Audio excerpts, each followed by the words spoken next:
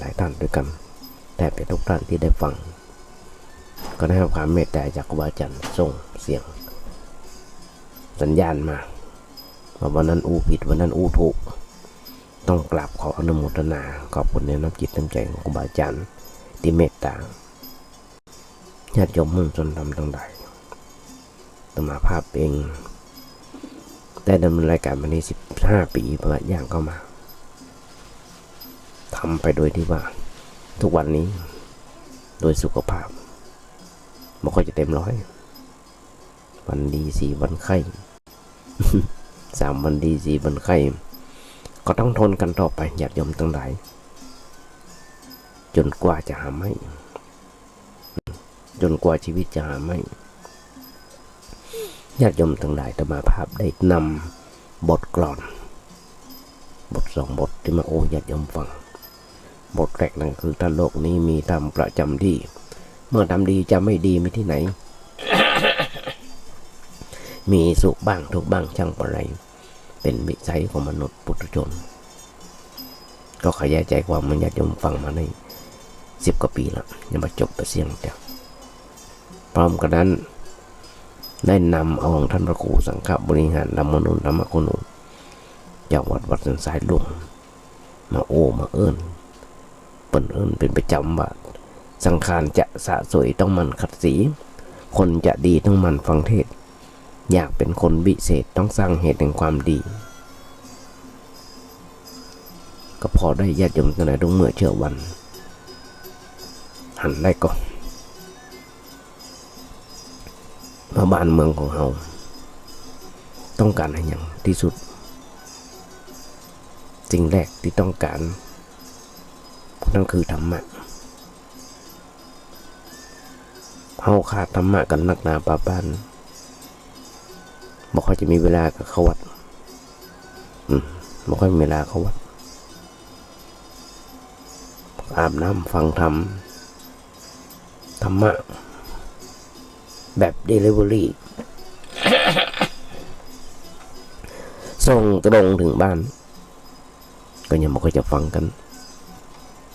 แม้กระทั่งสถานีวิทยุ FM 104.5 ของวัดพระหินเปิดตลอด24 ชั่วโมงโดยที่ไม่มีโฆษณามีแต่ธรรมะเพราะฉะนั้นญาติโยมทั้งหลายต้องการอันนี้ส่งให้ญาติโยมฟังแม้กระทั่งทีวีคนเฮายุคนี้สมัยนี้อยากจะทำมันอย่างมันได้ตามใจชอบปนเฮาว่าเอาตัวเองว่าแล้วตัวเก่าว่าปนห้องมาเป็นพวกเสรีชน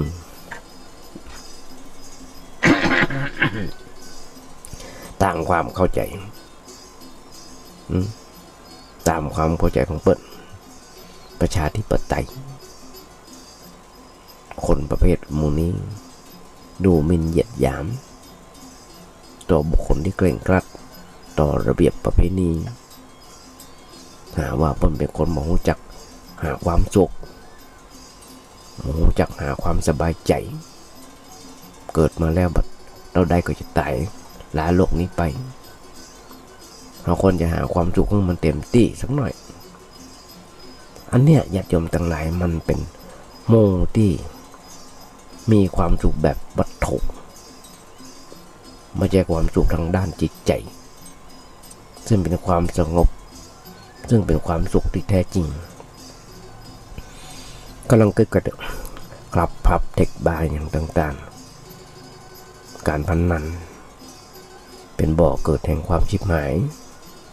เป็นบ่อเกิดแห่งความประมาทพระเจ้าต้นจัดว่าเป็นมารตัวหนึ่งเป็นมารตัวหนึ่งมารอย่างไร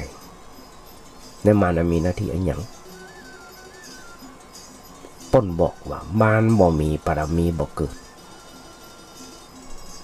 ปรมีมีคือความสมบูรณ์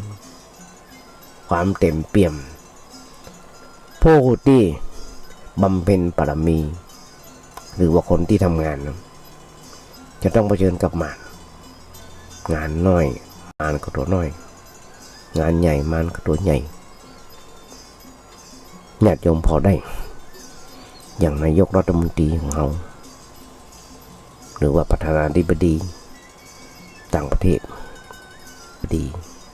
ว่าจะได้มาเป็นนายกมานนักญาติโยมทั้งหลายเพราะฉะนั้นพระพุทธเจ้าเขาบำเพ็ญปรมีเพื่ออย่างเพื่อตรัสรู้มันเป็นงานระดับโลกแล้วก็ต้องเผชิญกับพญาวัตถุพญาวสวัสดิปฏิมานผู้เป็นหัวหน้าแห่งมารทั้งหมดทั้งมวลญาติโยมน้องเกิดกับสักหน่อยทำบ้านเขา ครูบาเจ้าศรีวิจัยนักบุญแห่งล้านนาไทยที่สร้างถนนขึ้นดอยสุเทพการสร้างวัดวาอารามศาสนสถานทั่วภาคเหนือไปอยู่ต่างประเทศมั้งโดยไปใช้งบประมาณแผ่นดินสักน้อยไปใช้งบประมาณแผ่นดินสักบาทต้องเผชิญกับมารสารพัดรูปแบบปนโอเป็นอมตะว่าจ๋าว่าไม่เป็นสัจธรรมเปิ้นบอกว่ามารบ่มีบารมีบ่เกิดเพราะฉะนั้นการทำงานมักจะมีมารมาผจญแล้วก็มักจะผจญกับมารงานใหญ่เจิมพญามารงานน้อยก็ริ้วล้อแห่งมารริ้วล้อของมารสามารถมารมันถนัดมารมันถนัดทำหน้าที่สี่อย่างคือขัดขวางคมโคขัดขวางคมโคสี่กรรมญาติโยมมันก็เกิดขัดคนจะทำความดีมารจะมาขัดเริ่มตั้งแต่ขัดความคิดขัดคอขัดแยงขัดขาขัดแข้งขัดขาจะทำอันอย่างก็ขัดไปหมดยังจะมาภาพจะมานั่งจันทการวิทยุมาอันแรกก็คือสุขภาพมารอันที่สองก็คือเครื่องเสียงที่บันทึกเดี๋ยวดีเดี๋ยวให้เดี๋ยวบดีเป็นท่านเป็นนี่ลาบลาเดือดร้อนไปเหรอท่านพระครูสมุวิศวัตเจ้าวัดวัดไปเห็นบุญเอารถไปขับมาแปลงบางครั้งเพิ่นมาเองมาแปลงบางครั้งก็ต้องรีโมทมาคอนโทรลปรับให้มันแปลงนี่ก็คือมันตัวหนึ่งที่ของประจังคือความบอกก้อยไปก้อยแปลงก้อยหัดไปอันนี้ก็มันตัวหนึ่งเพราะฉะนั้นมันคอยขัดเราคมคู่สารพัดมันมีแต่หมื่นญาติโยมต่างใดโดยเฉพาะสังขาร3 วันดี4 วันไข้ก็ยังที่บอกปวดขาเตี้ยวนักกับไหวลากเพราะอย่างที่บอกอดีตเคยเป็นอัมพฤกษ์เตี้ยวบ่ได้บ่ได้2 เรื่องถ้าเขาอยู่ไก่หมอคงได้เผาไปแล้วเดี๋ยวนี้หรือไม่ก็เป็นน้ำพาดไปแล้วนอนกินอยู่บนเตียงแต่นี่ไม่ใช่อย่างนั้น ยังพอใจได้อยู่ในเมื่อพอใจได้ก็ต้องอดทนมันมีอย่างจะอดทนนอกจากขันติคือความอดทนต่ออย่างอดทนต่อทุกสิ่งทุกอย่างอย่างบ้านเราเลยเนี่ย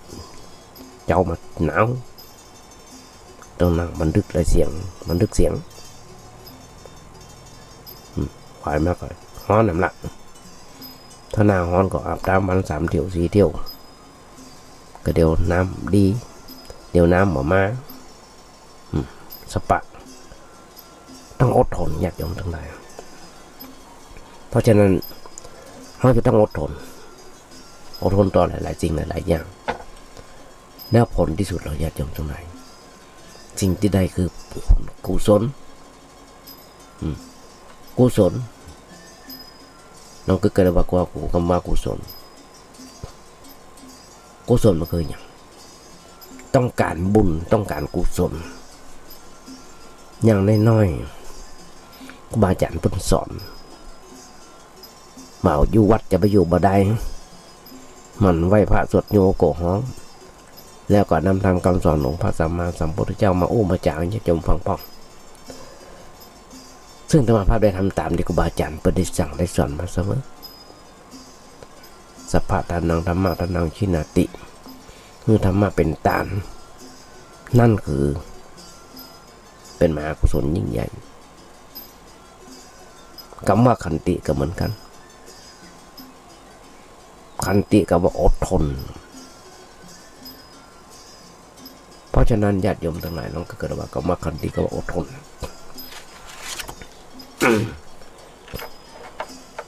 คนเฮาทุกเมื่อเชื่อวันไม่ยิงคนไทยของเฮามีกิริยามารยาทที่งดงามสุภาพเรียบร้อยอ่อนโยนต่างประเทศเปิ้นชอบตัดเนี่ยตัดที่ว่าเอาอ่อนน้อมถ่อมตนเปิ้นชอบไม่ใช่ชอบเนื้อหนังมังสาแต่ว่าเปิ้นชอบมีกิริยาแช่มช้อยนิ่มนวลมากระเดียวกระด้างกระเดื่องแล้วก็อ่อนเป็นคนอ่อนโยนเพราะฉะนั้นญาติโยมทั้งหลาย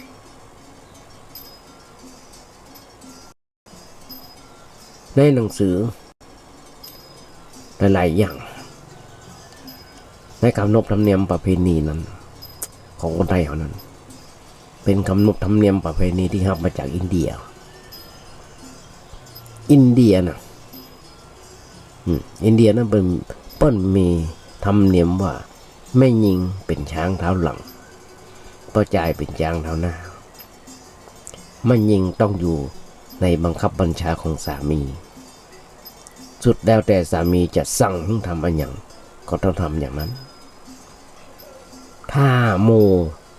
เฮาคงเคยอ่านหนังสือวรรณคดีเรื่องวรรณคดีชาดกเรื่องพระเวสสันดรสำคัญในเรื่องพระเวสสันดรสำคัญยังไงซึ่งมีตอนอยู่ตอนหนึ่งตอนที่พระเวสสันดรถูกขับไล่ออกจากเมืองสีพี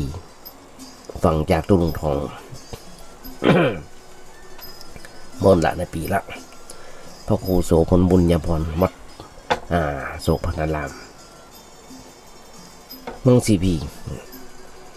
พระเวสสันดรถูกขับออกจากสีพีคือนี่แหละเทศวันเถอะในการถูกขับออกจากครั้งนั้นมาใจเรื่องอะไรอย่างคือว่าฝืนมติมหาชนพระเวสสันดรฝืนมติมหาชนนักเกินไปหน่อยมหาชนเพิ่งก็มีความเชื่อแบบหนึ่งชาวบ้านชาวเมืองก็ไม่เชื่อแบบหนึ่งวันเด้อที่เพิ่นว่าเพิ่นเชื่อนะคือเชื่อว่าจ้างปัจจัยนาคินเป็นจ้างศักดิ์สิทธิ์เป็นจ้างพิเศษถ้าอยู่ในบ้านในเมืองใดฝนก็จะตกตามฤดูกาลประเดี๋ยวนี้ญาติโยมทั้งหลายบ้านเมืองของเราสิ่งศักดิ์สิทธิ์หนักอย่างเช่นพญานาคเจ้าพ่อศรีสุโธไอ้ไข่สปะล่องไผ่ไปทำลายเป็นเดือดร้อนฝืนมติมหาชนโม้ถึงเรื่องประจ้างปัจจัยนาคินสักหน่อยเอาของเก่ามาเล่าใหม่ถ้าหากว่าที่ใดแห้งแรงแล้วเอาจ้างตัวนี้ไปฝนจะตกเปิ้นว่ากันอย่างนั้นที่นี่มีเมืองอยู่เมืองนึง เอาที่เมืองกลิงคะคือแคว้นโอริสา ถ้าจำผิดนะโอริสาในสมัยนี้มันอยู่กลางๆประเทศอินเดียอันนี้ต้องถามท่านพระครูเจ้าว่าท่านพระครูโคสินเพราะผมไปเรียนอยู่ประเทศอินเดีย2 ชั้นปริญญาตรีปริญญาโทปริญญาโทปริญญาเอกปริญญาตรีปริญญาโทหรือไม่ก็ถามด็อกเตอร์อาจารย์ด็อกเตอร์พระครูปริยัติยานุศาสตร์ปนหูมาเดียวเนี่ยมันก็แห้งแล้งเหมือนกับสมัยนั้นแต่บ่มีจ้างปัจจัยนากินไปช่วย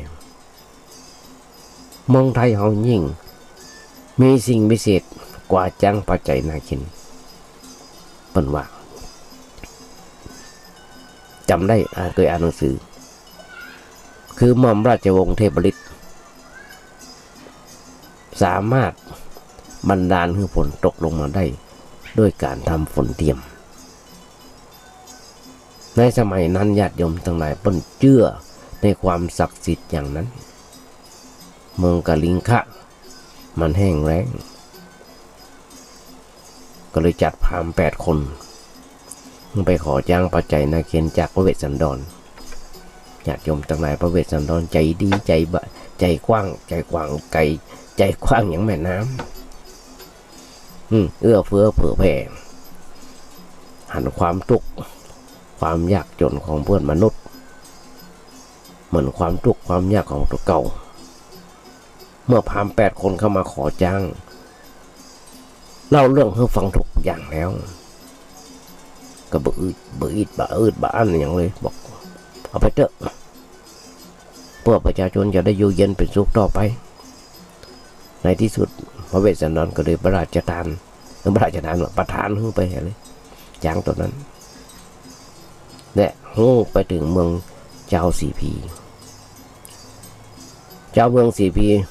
เมื่อพระเวสสันดรประทานจ้างให้ไปนั้นก็โคตรโมโหหาว่าเหมือนกับทอดเอาดวงใจของไปฮื้อกับเจ้าเมืองกะลิงคะพระเวสสันดรมาหาคนเมืองไปหาคนเมืองอื่นหาคนเมืองอื่นนักกว่าเมืองของตัวในที่สุดก็เลยไปกราบทูลพระเจ้ากรุงสนชัยว่าพระโลกเจ้าบ่ไหวแล้วพระเวสสันดรบ่ไหวแล้วอันพระองค์ทำมาอย่างมันผิดมนุษย์ผิดมนาผิดเพศผิดมนุษย์ทำให้คนเดือดร้อนวุ่นวายของเนรเทศไปอยู่ที่อื่นเนี่ยเด้ออย่างนั้นไปอยู่เขาวงกฏเอาญาติโยมทั้งหลายรุ่งทองบนอู้ในเขาวงกฏกว่าจะจากเมืองไปเขาวงกฏนักหนาพาบ้านเขาศึกเขาเลือกเขาเดือกปฏิติเดี๋ยวจะมันเล่าไว้ให้ฟังทีหลังวันหลังว่าจะเข้าไปดึงเข้าวงกฏอะไรเป็นยังไงมีดึงทำ13 กันกว่าจะถึงกันสุดท้ายตัดเนี่ยญาติโยมหุ่นส่วนนำตั้งหลายเหินน่าชื่นชมน้ำใจของเจ้ากรุงสนชัยเจ้ากรุงสนชัยเจ้ากรุงสันชัยน่าหันใจเหมือนกันในน้ำใจของเปิ้ลที่หันใจก็เพราะอย่างเพราะว่าเปิ้ลเคารพต่อมติมหาชนเบาใจตัวเป็นใหญ่คนเฮาฟังพังเพราะลูกมันนักพังเพราะลูกมันนักแล้วฟังเพราะลูกมันนักแล้วมองว่าจะกี่ลายนะในโลกนี้เอาบนเราโลกเอาในประเทศไทยเขาเนี่ยพังมันนักหนาปะปั้นเปิ้ลจะรักษาสมบัติของเปิ้ลในบ้านเมืองของเปิ้ลต่อไป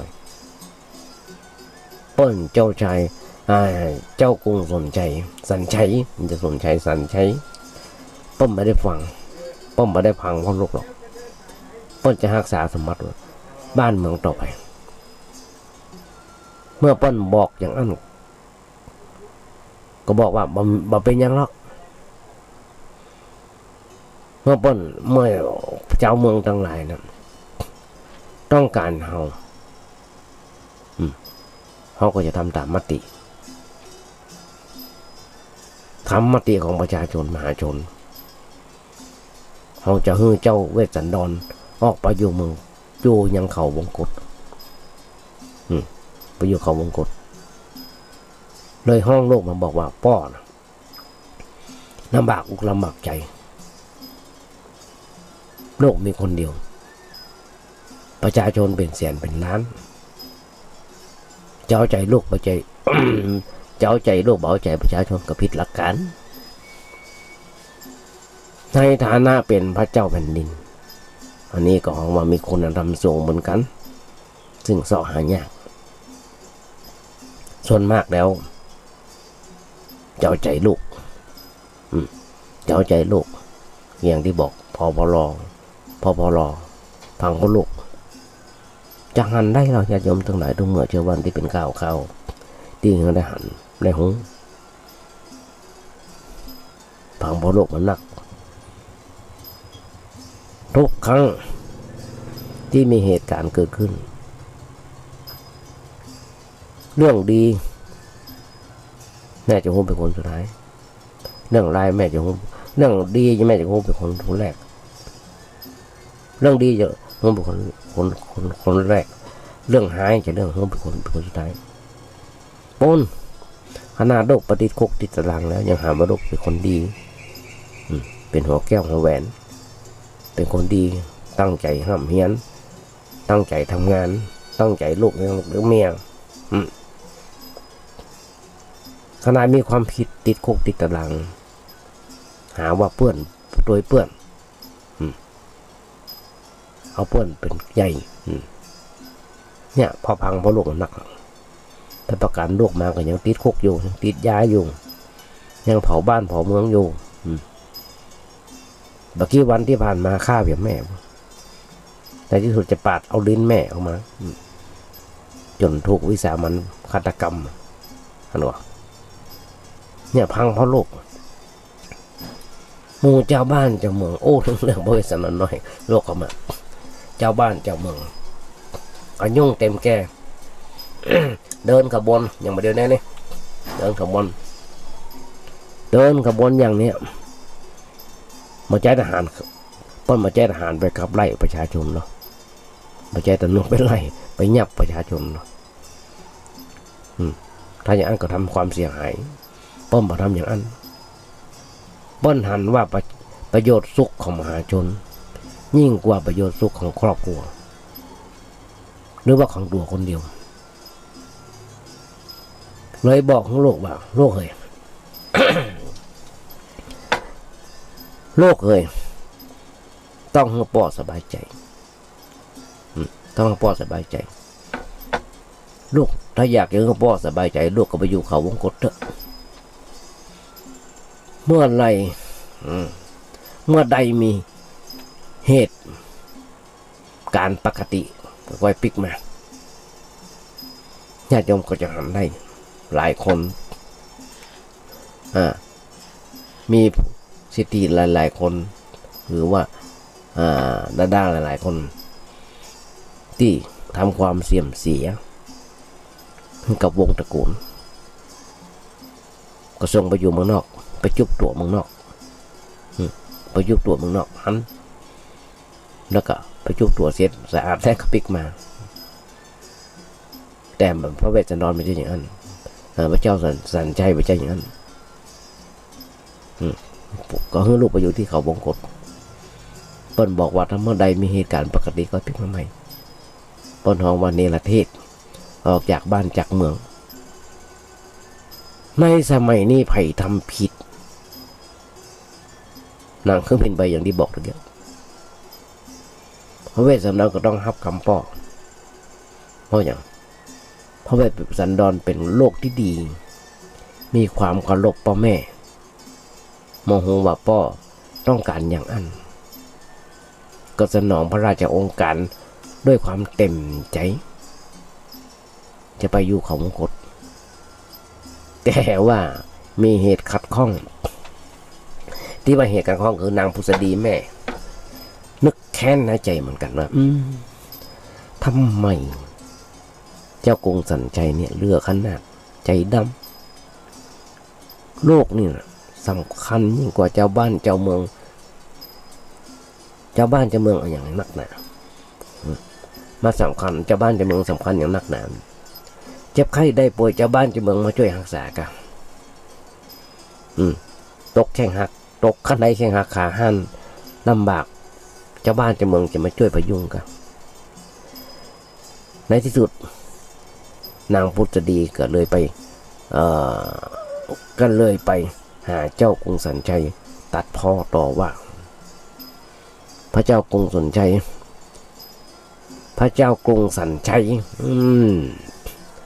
ก็มีน้ำใจที่แข็งทำเป็นโมโหมาอมหันเอาหูไปนาตาไปไล่เข้าหูซ้ายโรคหูขวาอย่างเงี้ยนางพุทธดีถึงแม้ว่านางพุทธดีจะต่อว่าอย่างไรก็จะทำเฉยทำเป็นทองโมโหร้อนอ้อนวอนมาสำเร็จก็ปิกไปปลอบลูกต่อไปเมื่อลูกเดินทางไปเถอะดักคนเดียวไปแต่พระเวสสันดรท่านห้ามนางมาสีไปห้ามเอาลูกเอาเมียไปตัวแต่ว่าญาติโยมทั้งหลายนางมัดสีน้ำใจของเปิ้นที่หักห่วงผัวต้องไปตัวเพราะความหักภักดีต่อสามีนางก็ไปบอกพระเวสสันดรว่าต้องไปตัวพระเวสสันดรก็อู้เธอบ่ได้เธอมาอยู่ในไม่มาอยู่ในห่วงในเขตในกฎในการขับไล่ปนไล่เฮาคนเดียวปนไล่พระเวสสันดรคนเดียวมันได้ตัวมันได้ไล่ไผคนอื่นขอให้นางมาสีเลี้ยงลูกไปเถอะเลี้ยงลูกเลี้ยงเต้าไปเถอะนางก็บอกว่ามันจะสมควรกามันจะสมควรกาเวลาสุขก็สุขด้วยกันเวลาทุกข์ก็ต้องทุกข์ด้วยกันกันลอยหน้าลอยตาอยู่ในเวียงในวังได้อย่างไรมีทุกข์ก็ต้องไปทุกข์ด้วยกันอย่างนั้นมันมาได้เกิดเป็นแม่ยิงนี่ลำบากญาติโยมทั้งหลายสามีไปอยู่ลำบากสามีไปอยู่ลำบากใจแต่งตัวหนักไปก็บ่ได้แต่งตัวมอซอไปก็บ่ได้เดินก้มหน้าก็บ่ได้เดินเงยหน้าก็บ่ได้มันลำบากอยู่คนเดียวลำบากเดือดร้อนเปิ้นเปรียบสามีเนี่ยเป็นฉัตรแก้วกั้นเกตงามหน้างามเนตรทุกเวลาพระองค์เดือดร้อนก็ต้องไปโดยยินดีไปจะไปพระเวสสันดรก็บอกว่าในป่ามันลำบากมันลำบากอย่างไรญาติโยมทั้งหลายถึงลำบากอย่างไรก็จะเอาไปด้วยญาติโยมนั่นคือกระเดาะในครั้งนั้นตุลุงทองพุนโอว่าท้าวสักกะเทวราชมาเนรมิตสาวบกอะไรนี้ฮืออย่างต่างๆไม่กระทั่งศาลามีอย่างกูกินกูอย่างมีสระน้ำมีอย่างทุกอย่างพระเวสสันดรสักกะเทวราชมาเนรมิตพระอินทร์มาเนรมิตผลที่สุดได้มาโอ้ทีหลัง2 เรื่อง3 เรื่องแล้วเด้อแปะเลยนะผลที่สุดก็เดินทางไปทีแรกก็นั่งรถเทียมมาไปเอาละเทวดาพญาอินทร์สักอย่างมันน่ะมาตะแหล่งกายมันเป็นพามคอม้าไปอย่างแม้แต่รถมันก็วิ่งมาได้มือตาลไปหมดตาลจนมาเหลือบลองอย่างสถานญาติโยมหลายคนหลายท่านเนี่ยได้ฟังธรรมาประกาศฟังธรรมครูเจ้าวัดประกาศว่าทางวัดประแดงเขาจะมีการแปลงอันนั้นแปลงอันนี้เนอะ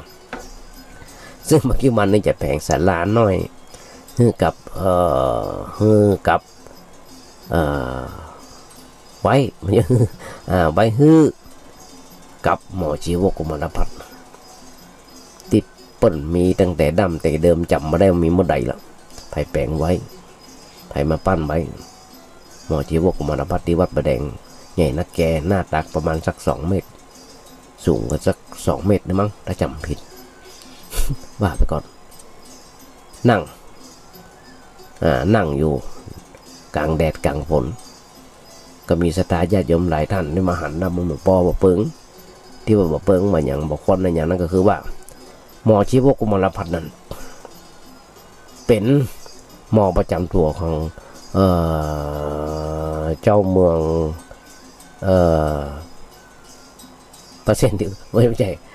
เจ้าเมืองเนี่ยก็ได้เริ่มแล้วภาษาเนี่ยตะกี้อูดนึกได้อยู่นะและก็เป็นหมอประจำตัวของ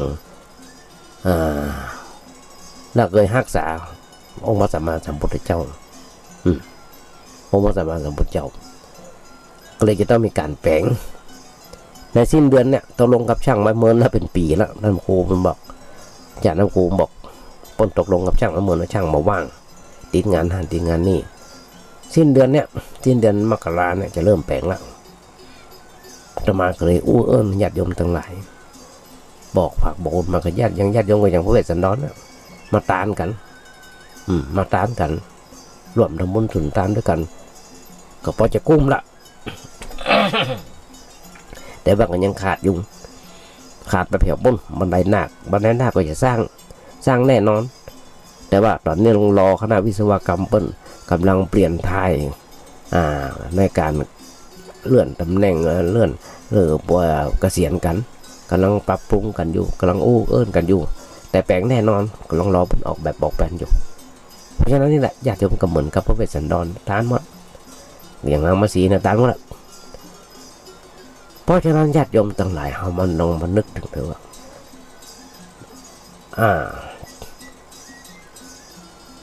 มานึกถึงด้วยว่าในที่สุดรถไปม้าไป2 ตัวรถไปรถเทียมม้านะโดยที่ว่าป้นมาลองใจพออย่างที่บอกตะเกียบว่ามันมามีปารมีบอกแกก็คือเทวดาเนี่ยละมิตมาตามที่ลุงทองพูดว่าเนอะ ตามที่ลุงทองพูดว่าถ้ามาอ่านทำ13 กันมาจบญาติโยมทั้งหลายมาจบอ่านปูนานเพมาจบก็เลยเอาของตุลุงทองมาฟังในที่สุดตานจะมาเหลือ2 คนก็ลูกเวสสันดรพ่อกันหาพ่อจารีแม่มาสีก็กันหาเตียวไปในป่า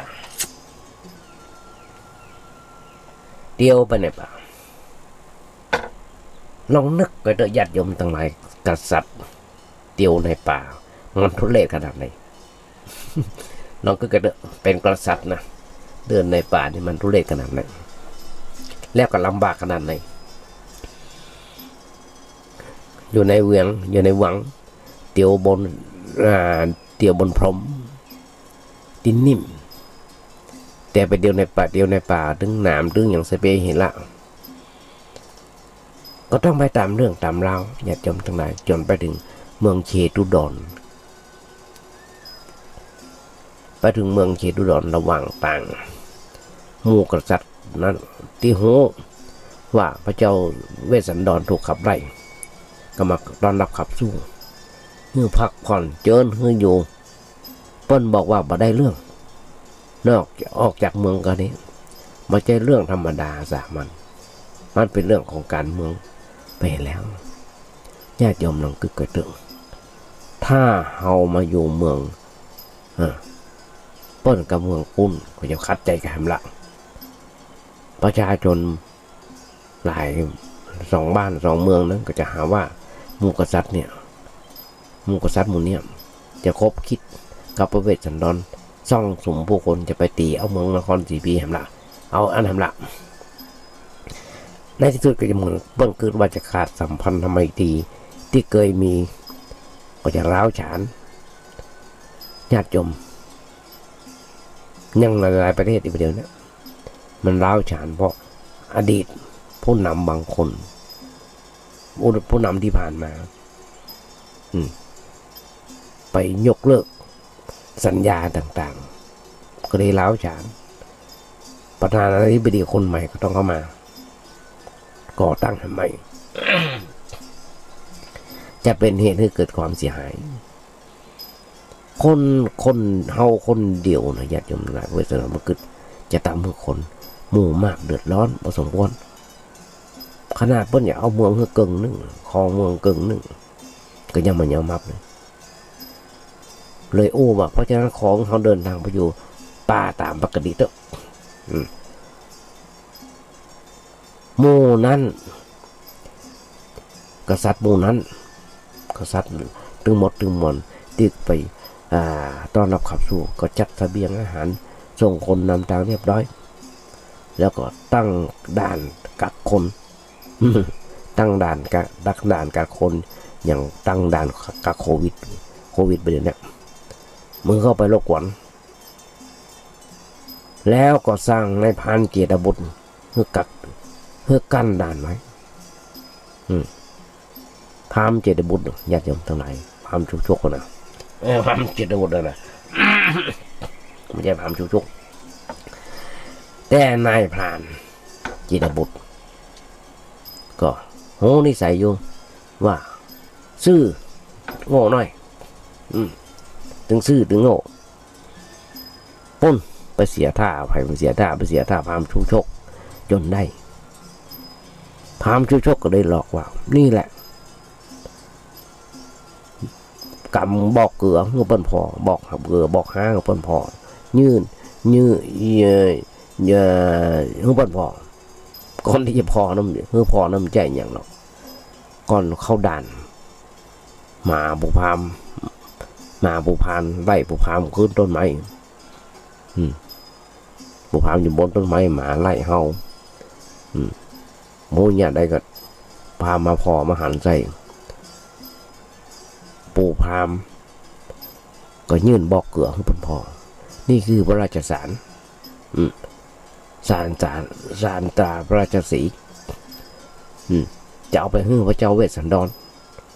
คนป่าญาติโยมทั้งหลายบอกฮู้เรื่องอะไรอย่างมาฮู้อะไรอย่างพระราชองค์การคืออย่างมาฮู้พระราชอาจารย์อยู่ในบอกเกลือก็เชื่อก็เลยปล่อยให้ชูชกเข้าไปผ่านไปชูชกก็เลยไปขอเอากันหาจารีไปเป็นคนใจซึ่งนางมัตสีญาติโยมทั้งหลาย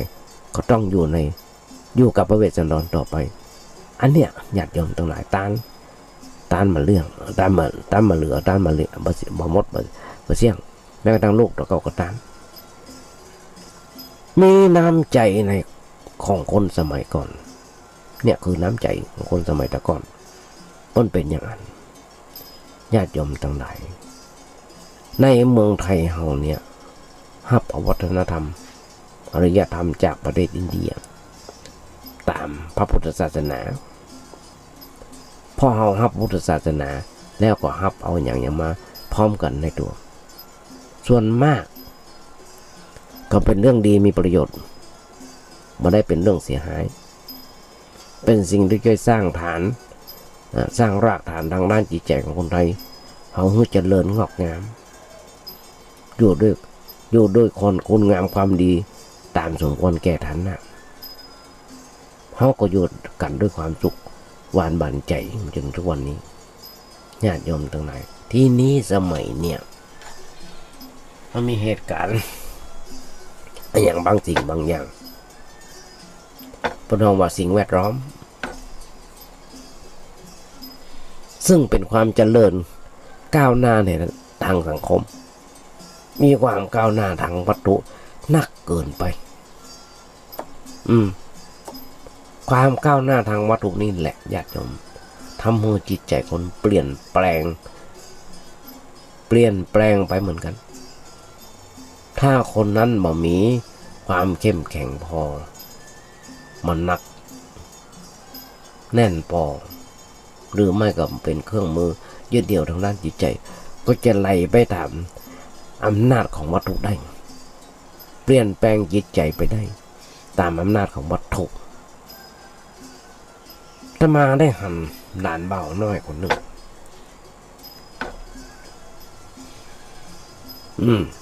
เอาหลานบ่าวจะมาเอาอีกก่อนได้หันข่าวญาติโยมคงได้อ่านข่าวฟังข่าวพอข่าวเหมือนกันจะมาว่ามีละอ่อนคนหนึ่งบอกไปห้ำบอกไปเฮียนอายุ16-17แม่เขามากินข้าวถึงกับฆ่าแม่ซึ่งกำลังเล่นตัวเก่ากำลังเล่นเกมติดเกมอยู่ฆ่าแม่ทำร้ายแม่ทำร้ายพ่อทำร้ายพี่ทำร้ายน้องหันข่าวนี่บ่อยมากบนหมู่นี้หันข่าวมากหมู่นี้เนี่ยวัตถุหลานน้อยจะมาคนหนึ่งกำลังเรียนอยู่ป.1อันนี้ก็เหมือนกันคัดใจบ่ได้จะมาเคยลองคัดใจพอขนาดเพื่อนกำลังเล่นเกมอยู่มันจะเล่นเกมพอบ่เพิ่งเล่นเกมที่นี่แต่กำลังพอ YouTube อยู่เอาใจเปิ้นไปอาบน้ำใจเปิ้นหยุดสวดมนต์เปิ้นจะโกรธเปิ้นจะโมโหอ้างสะปะนี่หันได้ญาติโยมทั้งหลายเฮ้อวัตถุนักเกินไปลงในวัตถุนักเกินไปทำให้เสียเพราะฉะนั้นญาติโยมทั้งหลายเมื่อประโยชน์ในที่ตัวบ่พอใจในเรื่องอย่างบางสิ่งบางอย่างก็อยากจะหลีกออกจากที่นั้นไปเหมือนกันเช่นคนบางคนแต่งงานแล้วไปอยู่ในบ้านของผัวแต่ว่าเป็นบ้านที่ค่อนข้างจะโบราณสักหน่อยพ่อผัวแม่ผัวก็เป็นคนโบราณเคร่งครัดตามประเพณีเก่าๆญาติโยมทั้งหลายแผ่นดินประเพณีเก่าๆไม่ใช่เรื่องเสียหายเฮาพอว่าเป็นสิ่งที่ล้าหลังมาทันสมัยอย่างละอ่อนเขาว่าหัวโบราณทันสมัยแต่ว่าเป็นสิ่งค้ำจุนจิตใจคนหึงอยู่ในสภาพทรงได้เพราะถ้าเขาบ่ถืออะไรอย่างก็กลายเป็นเสรีชนตามแบบฝรั่งเสรีชนนั้นไม่ใช่ชนที่มีเสรีภาพ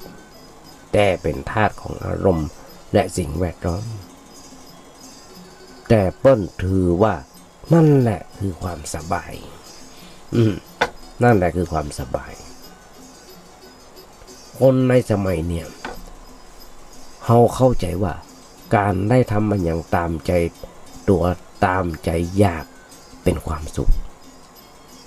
แต่ว่ามันไม่ใช่ความสุขแต่มันเป็นความสุขเพียงชั่วคู่ชั่วคราวเป็นความเพลิดเพลินไปเปรียบได้กับเป็นคนชอบกินแกงเผ็ดชอบกินแกงเผ็ดถ้ามาได้กินเผ็ดมันบัดล้ำมันบัดล้ำกินแกงกินลาบนะถ้ามันมีพริกครับมันถึงบัดล้ำแม่กินแกงจางๆก็คงได้เกี่ยวพริกสักหน่อยกับน้ำพริกกับพริกป่นกันอย่างการมีพริกน้ำปลากันมันถึงจะล้ำเหงื่อไหลสักหน่อยนะเนี่ยแต่ในวันลำเนี่ยก็รู้สึกว่ามันคอยสู้ซ่าขึ้นมาสักหน่อยประเภทอย่างนั้นพอเลิกแล้วมันก็สบายต่อไปมีความทุกข์มีความเดือดร้อนต่อไปแต่เฮาหมดได้กึดละเอียดถึงปากขนาดนั้นเพราะคนเฮาเวลากึดอันอย่างมันจะกึดเอาเฉพาะหน้าเอาแต่เรื่องเฉพาะหน้าเพิ่งได้ในสิ่งที่ตัวต้องการเพิ่งได้มีในสิ่งที่ตัวอยากมีอยากเป็นมันเลยคือถึงว่าเมื่อได้แล้วมันจะเป็นอย่างเป็นแล้วมันเป็นอย่างเกิดไม่มีอย่างเกิดขึ้นในครั้งต่อไปแล้วแล้วเรื่องที่เขาจะกึดจะทำเนี่ยมันจะกระทบกระเทือนในอย่างต่ออย่างว่าไม่ได้กึดนักไม่ได้กึดนักไปถึงขนาดนั้นเพราะอย่างนี้แหละถึงเป็นเหตุที่เกิดความคิดผิดพลาดเกิดการกระทำที่ผิดพลาดและไปสร้างความทุกข์ความเดือดร้อนกับพวกเก่าหลายสิ่งหลายอย่างที่ญาติโยมจะอ่านอยู่ทุกเมื่อเช้าวัน รู้เท่าไม่ถึงการขนาดเป็นด็อกเตอร์ยังรู้เท่าไม่ถึงการรู้เท่าไม่ถึงการปุยวัตแบบเนี้ยเป็นประจำถึงลงถึงศาลเมื่อไรเนี่ยรู้เท่าไม่ถึงการขนาดด็อกเตอร์นะยังรู้เท่าไม่ถึงการเดียวทีนี้เมื่อเขาคิดว่าสิ่งเหล่านั้นมันมาดีทำให้จิตใจเปลี่ยนแปลงไปในทางต่ำเขาคนนี้อย่างไรมีอย่างเดียวเท่านั้นคือต้องมีการประพฤติธรรมคำว่าประพฤติธรรมได้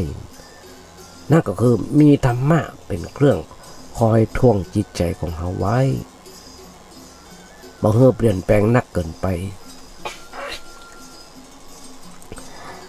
เมื่อเปลี่ยนแปลงนักเกินไปกับอารมณ์และสิ่งแวดล้อม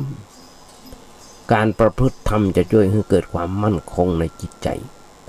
มีความอดทนต่อเหตุการณ์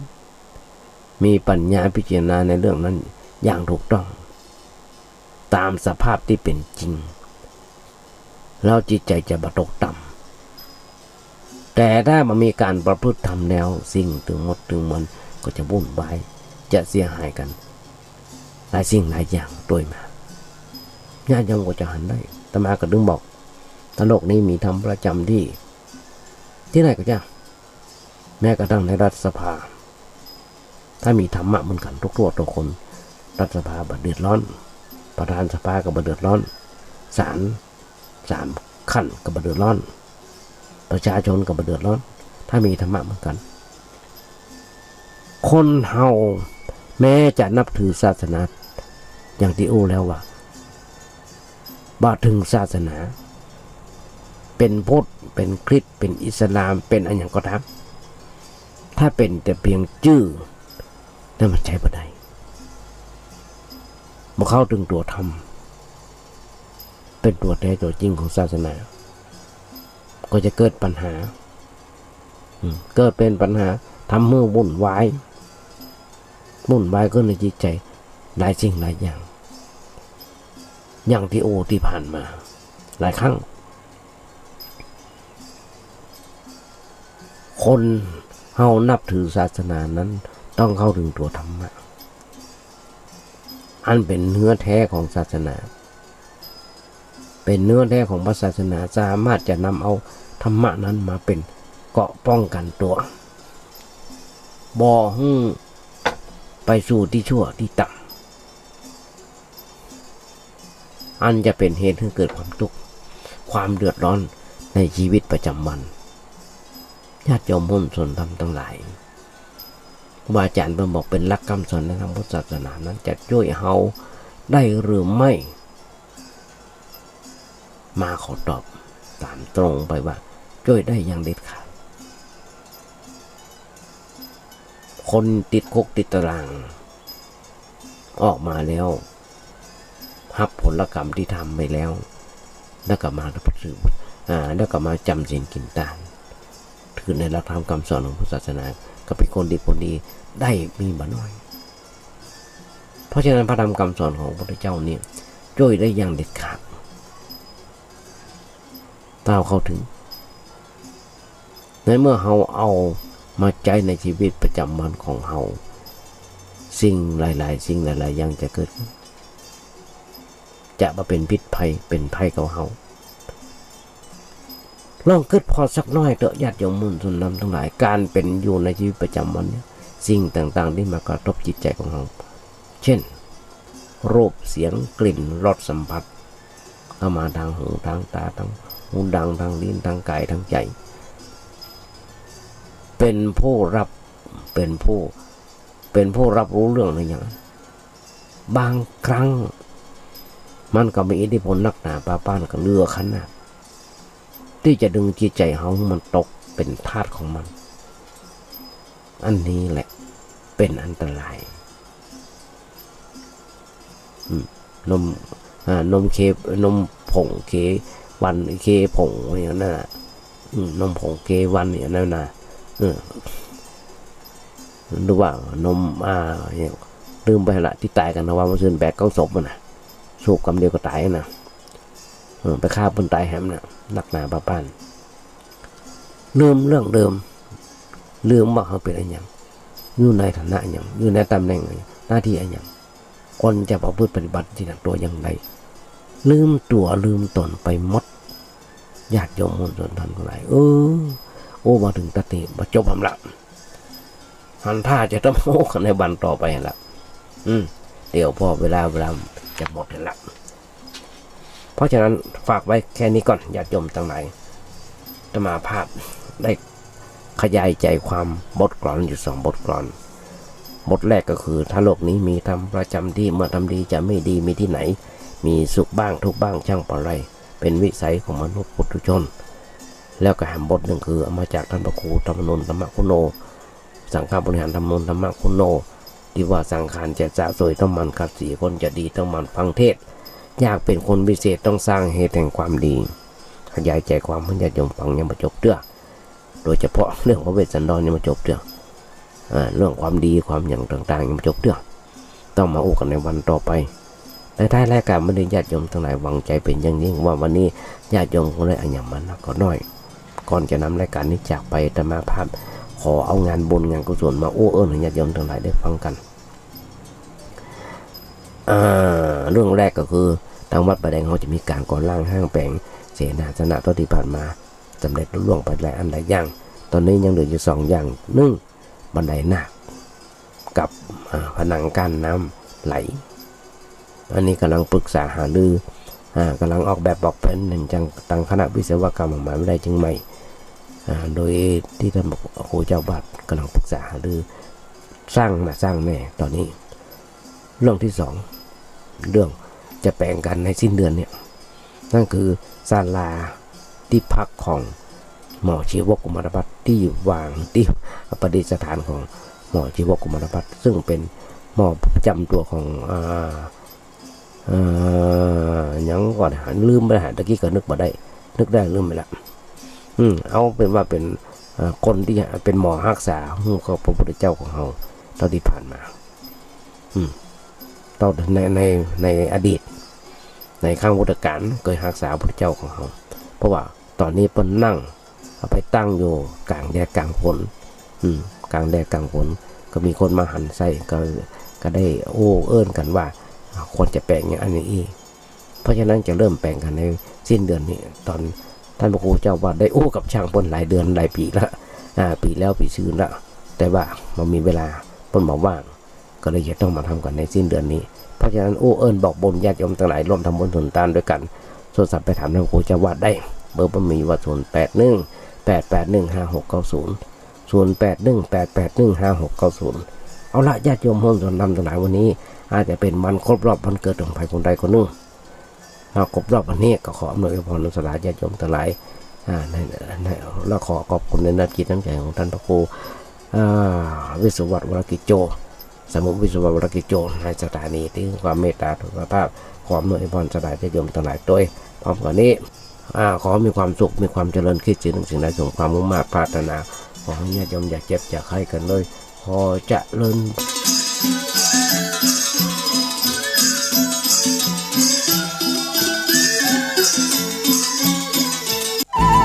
ที่จบไปแล้วนั้นเป็นรายการ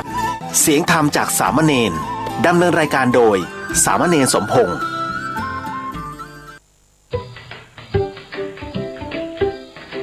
ตระหนักแต่บ่ตระหนกกับเชื้อไวรัสโคโรนาสายพันธุ์ใหม่ 2019 หรือโควิด -19 เฮามาดูแลตัวเก่าเพื่อปลอดภัยจากเชื้อไวรัสกันดีกว่าง่วมแหงง่วมใจ 1. กลิ่นฮ้อน 2. จ้อนกลาง 3. ล้างมือ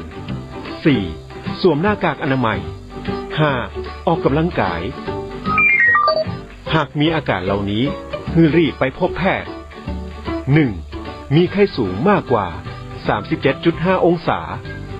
2. ไอ 3. เจ็บคอ 4. น้ำมูกไหล 5. หายใจเหนื่อยหอบหายใจลำบากและหลีกเลี่ยงการเดินทางไปประเทศกลุ่มเสี่ยง หรือหากเดินทางจากประเทศกลุ่มเสี่ยงต้องบ่ปกปิดข้อมูลหากบ่แน่ใจรีบเข้าตรวจหาเชื้อที่โรงพยาบาลใกล้บ้านขอให้ทุกคนร่วมรับผิดชอบต่อสังคมป้องกันและเฝ้าระวังการแพร่ระบาดแค่นี้ประเทศไทยก็ห่างไกลจากเชื้อไวรัสโคโรนาด้วยความปรารถนาดีจากเครือข่ายสถานีวิทยุทั่วประเทศ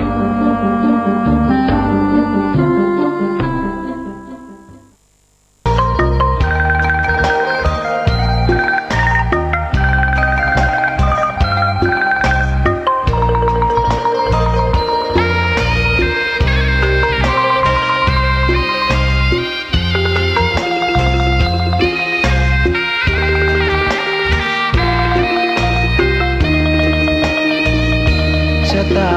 ฟ้าหรือบารมีชักนำถึงอยู่แสนไกลล้ำพระธรรมไม่มีมองไม่ฟ้าเพียงดิน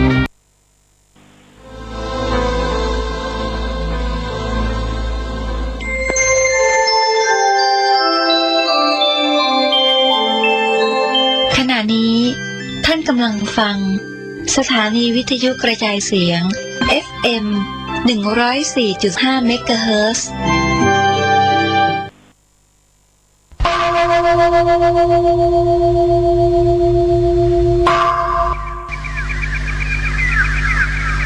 พรุ่งนี้เป็นวันพระ ขอเชิญลดละอบายมุขทำจิตใจให้สงบ สะอาด ปราศจากสิ่งเศร้าหมองทั้งปวง เข้าวัดฟังธรรม แล้วไหว้พระสวดมนต์ตามสมควร นมัสการเจ้าค่ะวิกฤตโควิด -19 จะมีหลักธรรมใดช่วยได้บ้างไหมเจ้าคะ เจริญพรสมัยพุทธกาลเกิดเหตุโรคระบาดในเมืองไวสาลีพระพุทธเจ้าให้คณะสงฆ์สวดพระพุทธมนต์เพื่อความเป็นสิริมงคลของบ้านเมืองและให้ประชาชนมีสติเกิดปัญญารอดพ้นจากภัยพิบัติได้ สถานการณ์นี้ทุกคนตระหนักแต่อย่าตื่นตระหนก คนไทยต้องมีสติเพื่อฝ่าวิกฤตโควิด -19 ไปด้วยกัน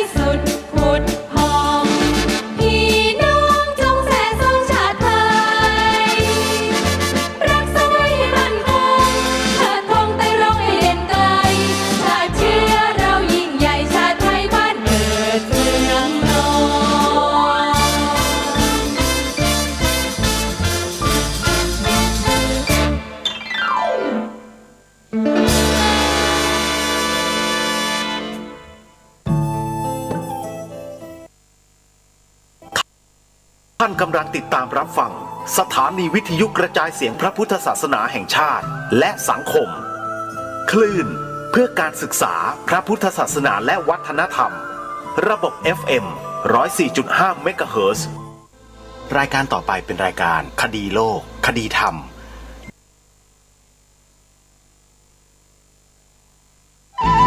ที่จบไปแล้วนั้นเป็นรายการคดีโลก คดีธรรม ดำเนินรายการโดยพระครูปลัดนรงค์ฤทธิ์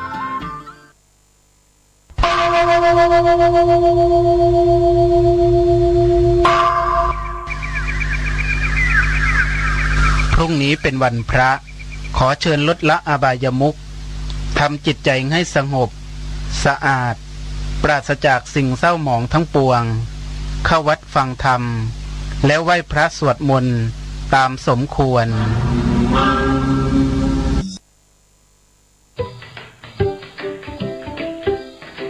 ตระหนักแต่บ่ตระหนกกับเชื้อไวรัสโคโรนาสายพันธุ์ใหม่ 2019 หรือโควิด -19 เฮามาดูแลตัวเก่าเพื่อปลอดภัยจากเชื้อไวรัสกันดีกว่าง่วมแหงง่วมใจ 1. กลิ่นฮ้อน 2. จ้อนกลาง 3. ล้างมือ 4. สวมหน้ากากอนามัย 5. ออกกำลังกายหากมีอาการเหล่านี้ให้รีบไปพบแพทย์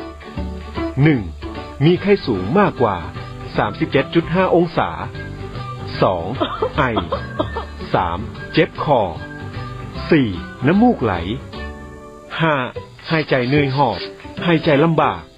และหลีกเลี่ยงการเดินทางไปประเทศกลุ่มเสี่ยงหรือหากเดินทางจากประเทศกลุ่มเสี่ยงต้องบ่ปกปิดข้อมูลหากบ่แน่ใจรีบเข้าตรวจหาเชื้อที่โรงพยาบาลใกล้บ้านขอให้ทุกคนร่วมรับผิดชอบต่อสังคมป้องกันและเฝ้าระวังการแพร่ระบาดแค่นี้ประเทศไทยก็ห่างไกลจากเชื้อไวรัสโคโรนาด้วยความปรารถนาดีจากเครือข่ายสถานีวิทยุทั่วประเทศ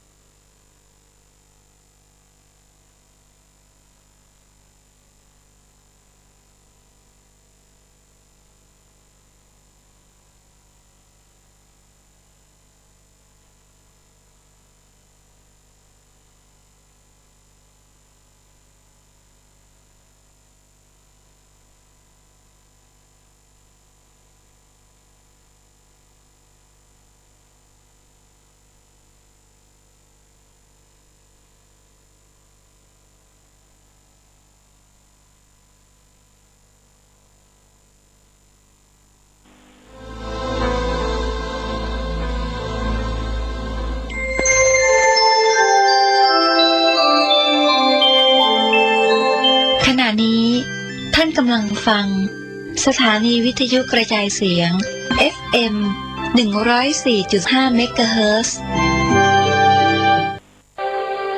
นมัสการเจ้าค่ะวิกฤตโควิด -19 จะมีหลักธรรมใดช่วยได้บ้างไหมเจ้าคะเจริญพรสมัยพุทธกาลเกิดเหตุโรคระบาดในเมืองไวสาลี พระพุทธเจ้าให้คณะสงฆ์สวดพระพุทธมนต์เพื่อความเป็นสิริมงคลของบ้านเมืองและให้ประชาชนมีสติเกิดปัญญารอดพ้นจากภัยพิบัติได้สถานการณ์นี้ทุกคนตระหนักแต่อย่าตื่นตระหนกคนไทยต้องมีสติเพื่อฝ่าวิกฤตโควิด -19 ไปด้วยกัน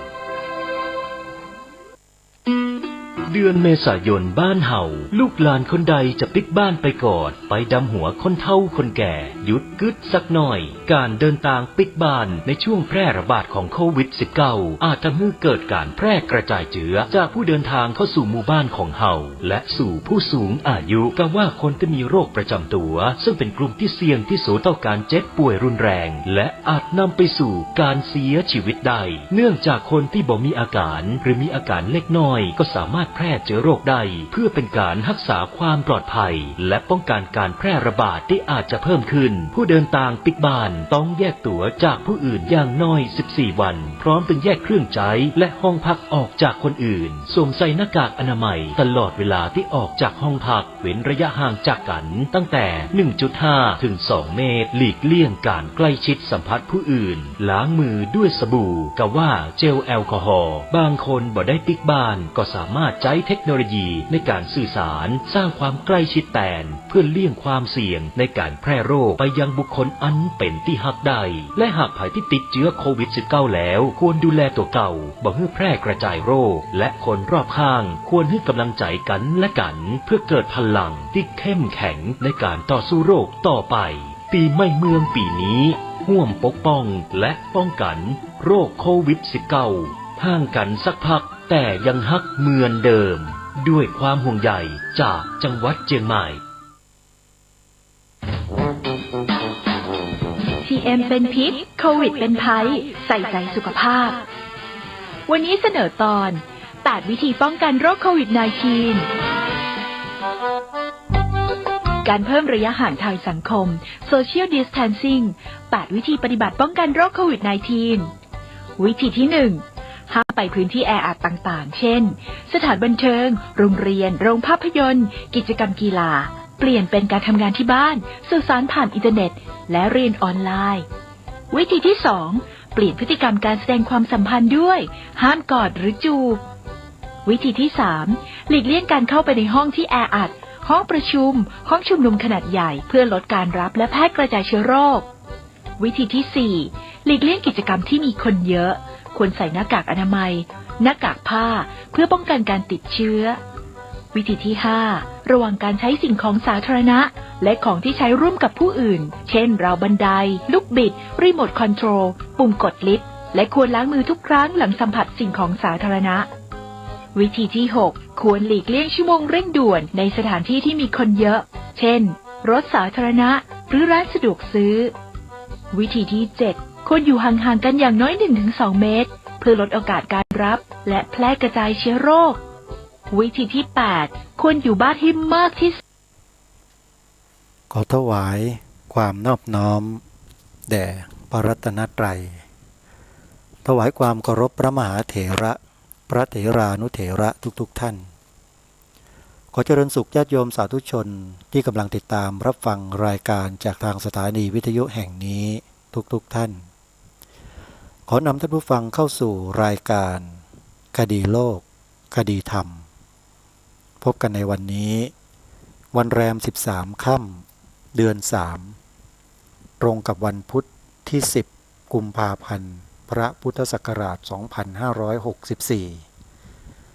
รายการคดีโลกคดีธรรมมาพบกับท่านสาธุชนเป็นประจำทุกวันจันทร์ถึงวันศุกร์และวันเสาร์อาทิตย์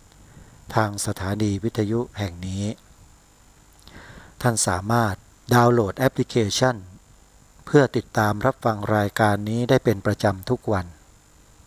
แอปพลิเคชันนี้มีชื่อว่า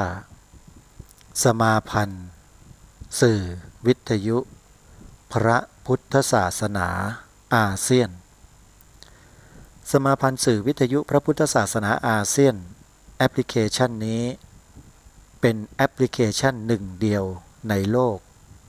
ที่ได้รวบรวมสถานีวิทยุพระพุทธศาสนาแห่งชาติไว้ด้วยกัน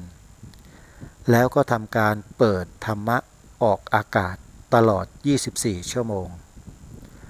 ถ้าหากท่านสาธุชนท่านใดดาวน์โหลดแอปพลิเคชันนี้ไว้ในโทรศัพท์มือถือเท่ากับว่าท่านได้ติดตั้งสถานีวิทยุพระพุทธศาสนาแห่งชาติในจังหวัดต่างๆทั่วประเทศไว้ที่ตัวท่านไม่ว่าท่านจะพกโทรศัพท์มือถือไปที่ไหนแห่งหนตำบลใดทั่วโลกทั่วประเทศทุกประเทศทั่วโลกท่านก็สามารถที่จะติดตามรับฟังรายการธรรมะสาระดีๆจากสถานีวิทยุเหล่านั้นในประเทศไทยของเราได้นี่คือแอปพลิเคชันหนึ่งเดียวที่เราควรดาวน์โหลดไว้ในโทรศัพท์มือถือณเวลานี้ศรัทธาสาธุชนทุกท่านรายการคดีโลกคดีธรรมในวันนี้อาตมาภาพขอเริ่มต้นด้วยข่าวบุญข่าวกุศลเราทั้งหลายทั้งปวงที่มีอากาศหายใจอยู่จนถึงทุกวันนี้ได้เนี่ยเรามีสิ่งหนึ่งที่ทำให้เรามีอากาศหายใจบริสุทธิ์และสิ่งนั้นเป็นสิ่งที่มีประโยชน์มีคุณค่าต่อทุกสรรพชีวิตในโลกใบนี้ทั้งนั้นเลยด้วยเหตุนี้รายการคดีโลกคดีธรรมจึงพยายามเชิญชวนศรัทธาสาธุชนทุกท่านได้มีส่วนร่วมสร้างสิ่งที่ดีเหล่านี้ด้วยกันรายการคดีโลกคดีธรรมโดยอาตมาภาพขอเป็นสะพานบุญให้กับทุกท่านมาร่วมกันสร้างสรรค์สิ่งที่ดีให้แก่โลกใบนี้ด้วยกันถึงแม้ว่าเราจะเป็นคนตัวเล็กๆถึงแม้ว่าเราจะไม่สามารถจะทำให้พื้นที่ของโลกทั้งใบเป็นไปตามที่ชาวโลกเขาปรารถนาและต้องการได้ก็ตามแต่ก็ขอเป็นส่วนเล็กๆของโลกใบนี้ที่จะสร้างสรรค์สิ่งที่เป็นประโยชน์ต่อมวลมนุษยชาติในโลกและสรรพชีวิตทั้งหลายในโลกส่วนหนึ่งด้วยเช่นกันอาตมาภาพกำลังพูดถึงการปลูกป่าถาวรการปลูกป่าถาวรสร้างผืนป่าให้เกิดขึ้นบนผิวโลกใบนี้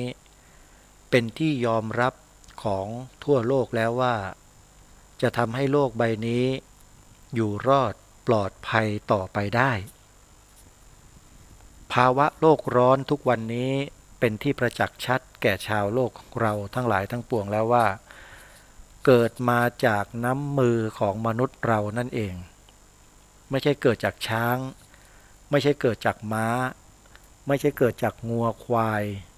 ไม่ได้เกิดจากสัตว์ใดๆทั้งสิ้นที่ทำให้ต้นไม้ป่าไม้บรรลัยกัน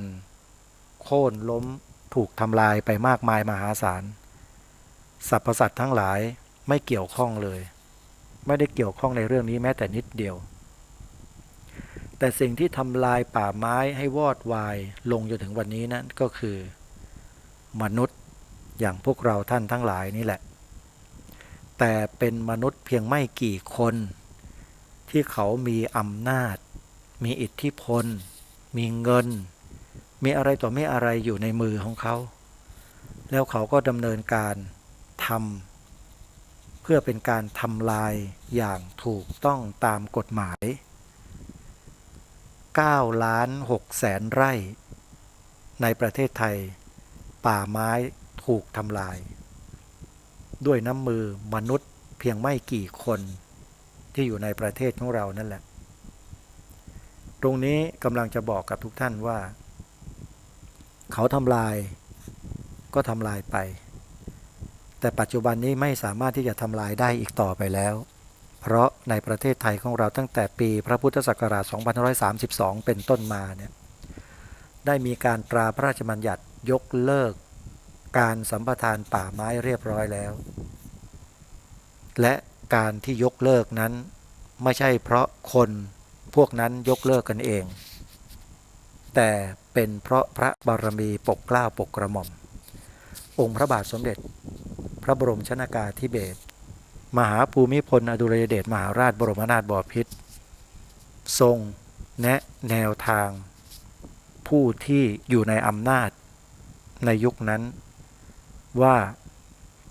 ควรยกเลิกสัมปทานป่าไม้ได้แล้วเพราะมันจะไม่มีเหลือให้เราได้สูดอากาศอันบริสุทธิ์หายใจได้อีกต่อไปแล้วเพราะเราไม่สามารถจะอยู่ในภาวะที่แห้งแล้งแล้วทำให้เราไม่มีทรัพยากรอื่นๆที่จะมาเป็นอาหารให้แก่พวกเราอีกแล้วน้ำพระราชทัยด้วยน้ำพระราชทัยตรงนี้นะโยมจึงทำให้คนจำนวนน้อยๆเหล่านั้นยอมนี่แหละเขาเรียกว่าพระบารมีปกเกล้าปกกระหม่อมอย่างแท้จริงขออภัยท่านผู้ฟังด้วยนะฮะครูบาอาจารย์ด้วยความเคารพจริงๆนะครับผมเป็นคนพูดอะไรตรงๆแล้วก็คิดอะไรแล้วพิจารณาแล้วจึงพูดไม่ได้พูดโป้งๆลอยๆขึ้นมานึกอยากจะพูดอะไรก็พูดแบบมั่วๆไม่ใช่นะครับ9 ล้าน 6 แสนไร่96 ล้านไร่ครับที่ออกกฎหมายสัมปทานแล้วก็ทำลายป่าวอดวายไปทั้งบ้านทั้งเมืองไม่ใช่คนลักลอบตัดไม้ทำลายป่าทำลายคนลักลอบตัดไม้ทำลายป่าเป็นการกระทำที่ผิดกฎหมายทำได้ไม่มากหรอกครับทำได้ไม่เท่าไหร่หรอกแต่คนที่ทำลายจริงๆคือคนที่ทำลายอย่างถูกต้องตามกฎหมายการออกกฎหมายสัมปทานป่าไม้ยุคหนึ่งทำลายป่าไม้ในประเทศไทยเสียหายไปจำนวน96 ล้านกว่าไร่นี่คือความบันไลของบ้านของเมืองแล้วก็ของโลกอันเกิดจากน้ำมือมนุษย์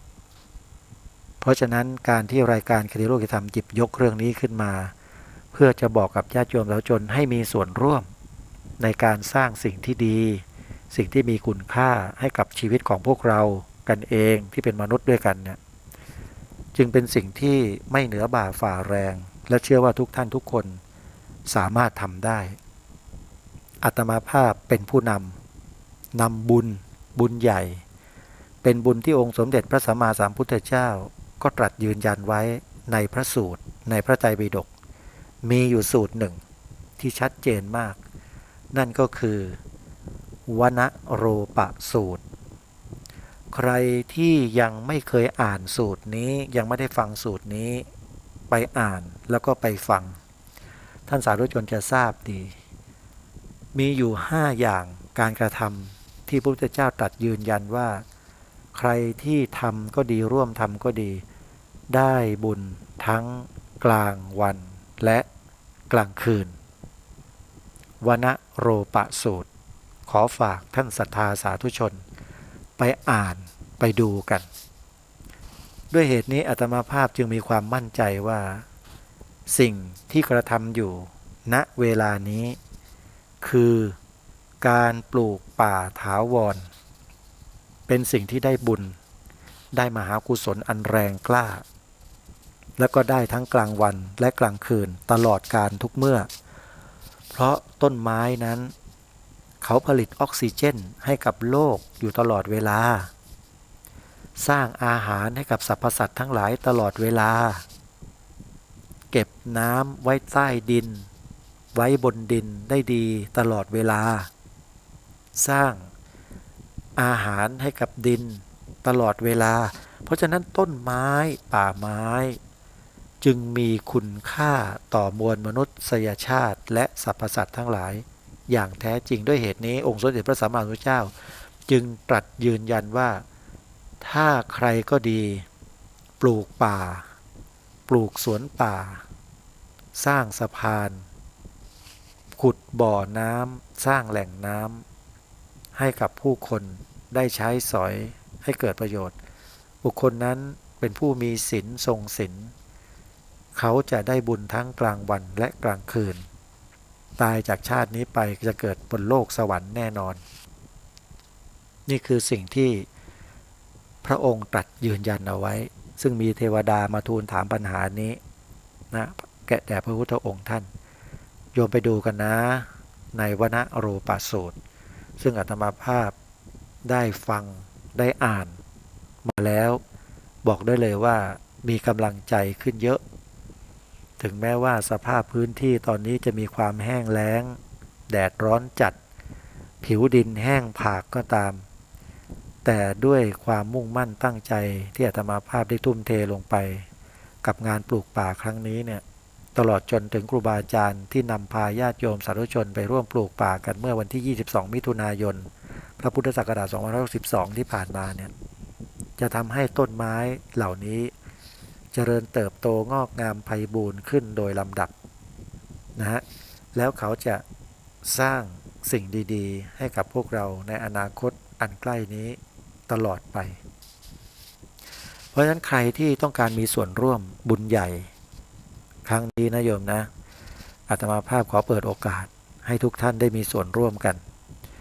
ท่านสามารถทำบุญสนับสนุนการปลูกป่าครั้งนี้ผ่านอาตมาภาพมาได้เลยเดี๋ยวอาตมาภาพจะรีไซเคิลปัจจัยของญาติโยมเนี่ยให้เป็นปุ๋ยให้เป็นน้ำให้เป็นแรงงานเพื่อดูแลต้นไม้เหล่านี้ให้เจริญงอกงามต่อไปท่านสามารถที่จะโอนปัจจัยเข้ามาร่วมบุญได้ที่ธนาคารไทยพาณิชย์ธนาคารไทยพาณิชย์สาขาท่าพระจันทร์สาขาท่าพระจันทร์เลขบัญชี114-214-9897เลขบัญชี114-214-9897ขออนุโมทนาบุญกับผู้มีบุญทุกท่านที่ได้มีส่วนร่วมปลูกป่าถาวรกับสวนป่าสามัคคีธรรมฝากชื่อนี้ไว้ด้วยนะฝากไว้ในหัวจิตหัวใจของพวกเราชาวพุทธทุกท่านทุกคนอาตมาภาพตั้งใจโยมตั้งใจจริงๆเพราะมีความเชื่อมั่นว่าทำแล้วได้บุญเอาไปทำอะไรบุญน่ะมีบางคนถามนะเอาไปทำอะไรเยอะแยะมากมายบุญก็เอาไว้ช่วยคนในอนาคตไงปัจจุบันนี้ก็ช่วยสรรพสัตว์ทั้งหลายช่วยมนุษย์โดยทางอ้อมไม่ได้ทางตรงก็ตามก็ช่วยให้มนุษย์นั้นได้อาศัยป่าผืนนี้ในการอาศัยร่มเงาเก็บใบเก็บผลไปรับประทานไปกินหรือทำเป็นยาสมุนไพรได้ทั้งนั้นนะแต่ที่สำคัญก็คือที่สิ่งที่จะทำในอนาคตนะโยมป่าไม้ชุดนี้นะที่ปลูกเนี่ยเป้าหมายของอาตมาภาพจริงๆเลยก็คือต้องการสร้างคนให้เกิดขึ้นในป่าใช้ป่าไม้สร้างคนบางคนอาจจะตกใจพระคุณเจ้าพูดอะไรสองแง่สามง่ามใช้ป่าไม้มาสร้างคนคิดแบบโลกอย่างญาติโยมก็คิดกันได้หรอกแต่มันไม่ใช่โยมคิดอย่างอาตมาภาพก็เรียกว่าคิดแบบทางธรรมการสร้างคนของพระเนี่ยไม่ได้หมายความว่าไปสร้างเหมือนกับญาติโยมที่เป็นคู่ผัวตัวเมียกันอะไรอย่างนั้นน่ะขออภัยนะที่พูดกันภาษาง่ายๆไม่ใช่แต่เป็นการสร้างจิตสำนึกให้กับคน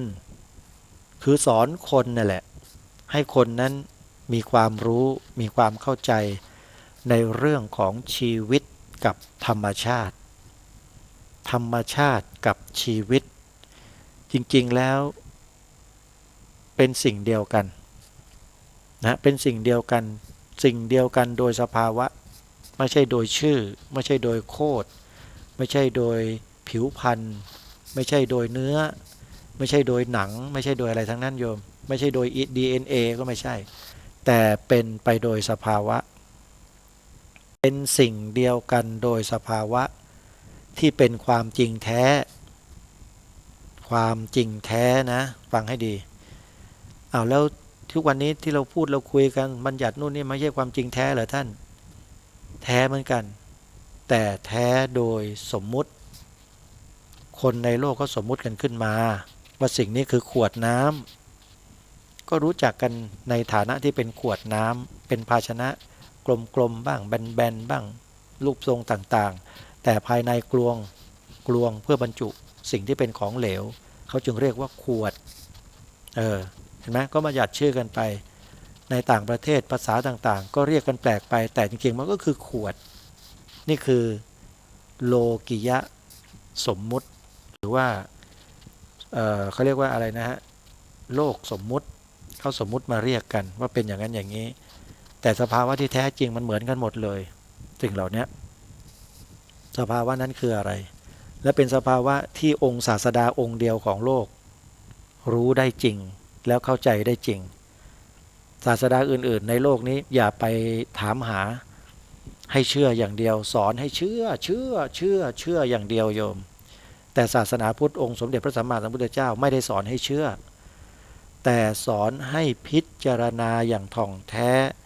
ทบทวนความอนุโลมปฏิโลมไปกลับดูให้มันชัดเจนให้เห็นแจ้งให้รู้จริงด้วยตนเองแล้วจะเชื่อไม่เชื่อก็เรื่องของคุณ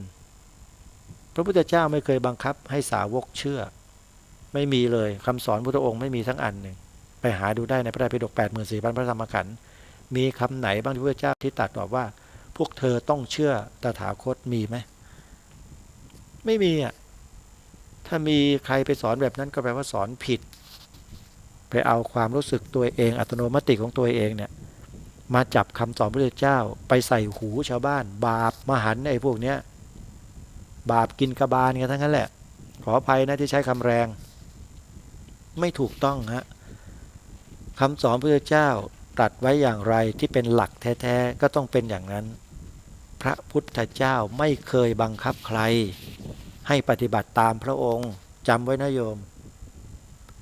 นี่แหละคือจุดเด่นของศาสนาพุทธที่ทำให้ชาวยุโรปอเมริกานะหันมานับถือศาสนาพุทธกันเพิ่มขึ้นนะสมดังหลักฐานที่มีปรากฏอยู่ในโลกโซเชียลเน็ตเวิร์กในเอกสารทางการที่เป็นเอกสารระดับโลกหน่วยงานระดับโลกเขาก็ยอมรับกันทั้งนั้นประเทศยักษ์ใหญ่ในโลกไม่ว่าจะเป็นอเมริกาอังกฤษฝรั่งเศสฮอลแลนด์ฟินแลนด์สวีเดนเดนมาร์กออสเตรเลียนะประเทศอินเดียภูฏานประเทศจีนรัสเซียเหล่านี้ก็ยอมรับทั้งนั้นว่าคำสอนพระพุทธเจ้าเนี่ยประเสริฐเลิศที่สุดแม้แต่ประธานาธิบดีสีจิ้นผิงของจีนหรือประธานาธิบดีของรัสเซียวลาดิเมียร์ปูตินก็ตามต่างก็ออกมายอมรับแล้วนะว่าโลกหรือประเทศที่ขาดศาสนาเนี่ยโลกนั้นประเทศนั้นจะเดินไปสู่จุดล่มสลายในไม่ช้าอย่างแน่นอนด้วยเหตุนี้เองผู้นำระดับโลกอย่างจีนรัสเซียอินเดียอังกฤษเยอรมันฝรั่งเศสฮอลแลนด์ฟินแลนด์เดนมาร์กออสเตรเลียอเมริกาทั้งหลายเหล่านี้เขาจึงหันมาให้ความสำคัญกับเรื่องของคำสอนในศาสนาพุทธย้ำนะศาสนาพุทธนะโยมไม่ใช่ศาสนาอื่นนะโลกเขายกย่องศาสนาพุทธโลกยกย่องยังไงองค์การสหประชาชาติเป็นองค์การระดับโลกที่มีประเทศสมาชิกอยู่ทั่วทั้งโลกเขาลงมติเป็นเอกฉันท์ยกวันวิสาขบูชาซึ่งเป็นวันพระพุทธเจ้าวันของพระสัมมาสัมพุทธเจ้าวันพระพุทธศาสนาของเราเนี่ยเป็นวันสำคัญสากลของโลกวันสำคัญสากลของโลกโยมมีศาสนาเดียวฮะเอาลองคิดอยู่แค่นี้พอไม่ต้องคิดอย่างอื่นนะว่าความโดดเด่นความมีคุณค่าความสำคัญเราจะมองตรงนี้ให้กับพระพุทธศาสนากันได้หรือไม่ลองพิจารณาดูนะองค์การสหประชาชาติประกอบด้วยประเทศมวลสมาชิกเกือบทั่วทั้งโลกมีทั้งแขกมีทั้งฝรั่งมีทั้งคนไทยเอเชียตะวันออกกลางมีทั้งยุโรปอเมริกาออสเตรเลียแอนตาร์กติกอะไรมีอยู่ในนี้ทั้งนั้นน่ะรวมอยู่ในนี้ไม่ว่าจะเป็นผู้นับถือลัทธิไหนศาสนาไหนก็ตามก็รวมอยู่ที่สหประชาชาติเวลาเขาประชุมกันเนี่ยเขาพิจารณากันอย่างกว้างขวางและละเอียดรอบคอบปรากฏว่าปี2544โยมองค์การสหประชาชาติสำนักงานใหญ่นะได้ประกาศออกมาชัดเจนเลยว่าให้ยกวันวิสาขบูชา เป็นวันสำคัญสากลวันสำคัญสากลโยมนั่นก็หมายความว่าเป็นวันสำคัญของโลกเลยนะเพราะฉะนั้นในประเทศไทยเรามีการรื้อฟื้นพิธีบูชาวันวิสาขบูชาเนี่ยมาตั้งแต่รัชสมัยขององค์พระบาทสมเด็จพระพุทธเลิศล่านภาลัยรัชกาลที่2โยมมาจวบจนกระทั่งถึงพวกเราวันนี้วันนี้ก็ยังคงเป็นวันที่สำคัญของชาติบ้านเมืองของเราตลอดมาแต่ปรากฏว่าทั่วโลกเขายกย่องให้มีความสำคัญในระดับโลกไปแล้วแต่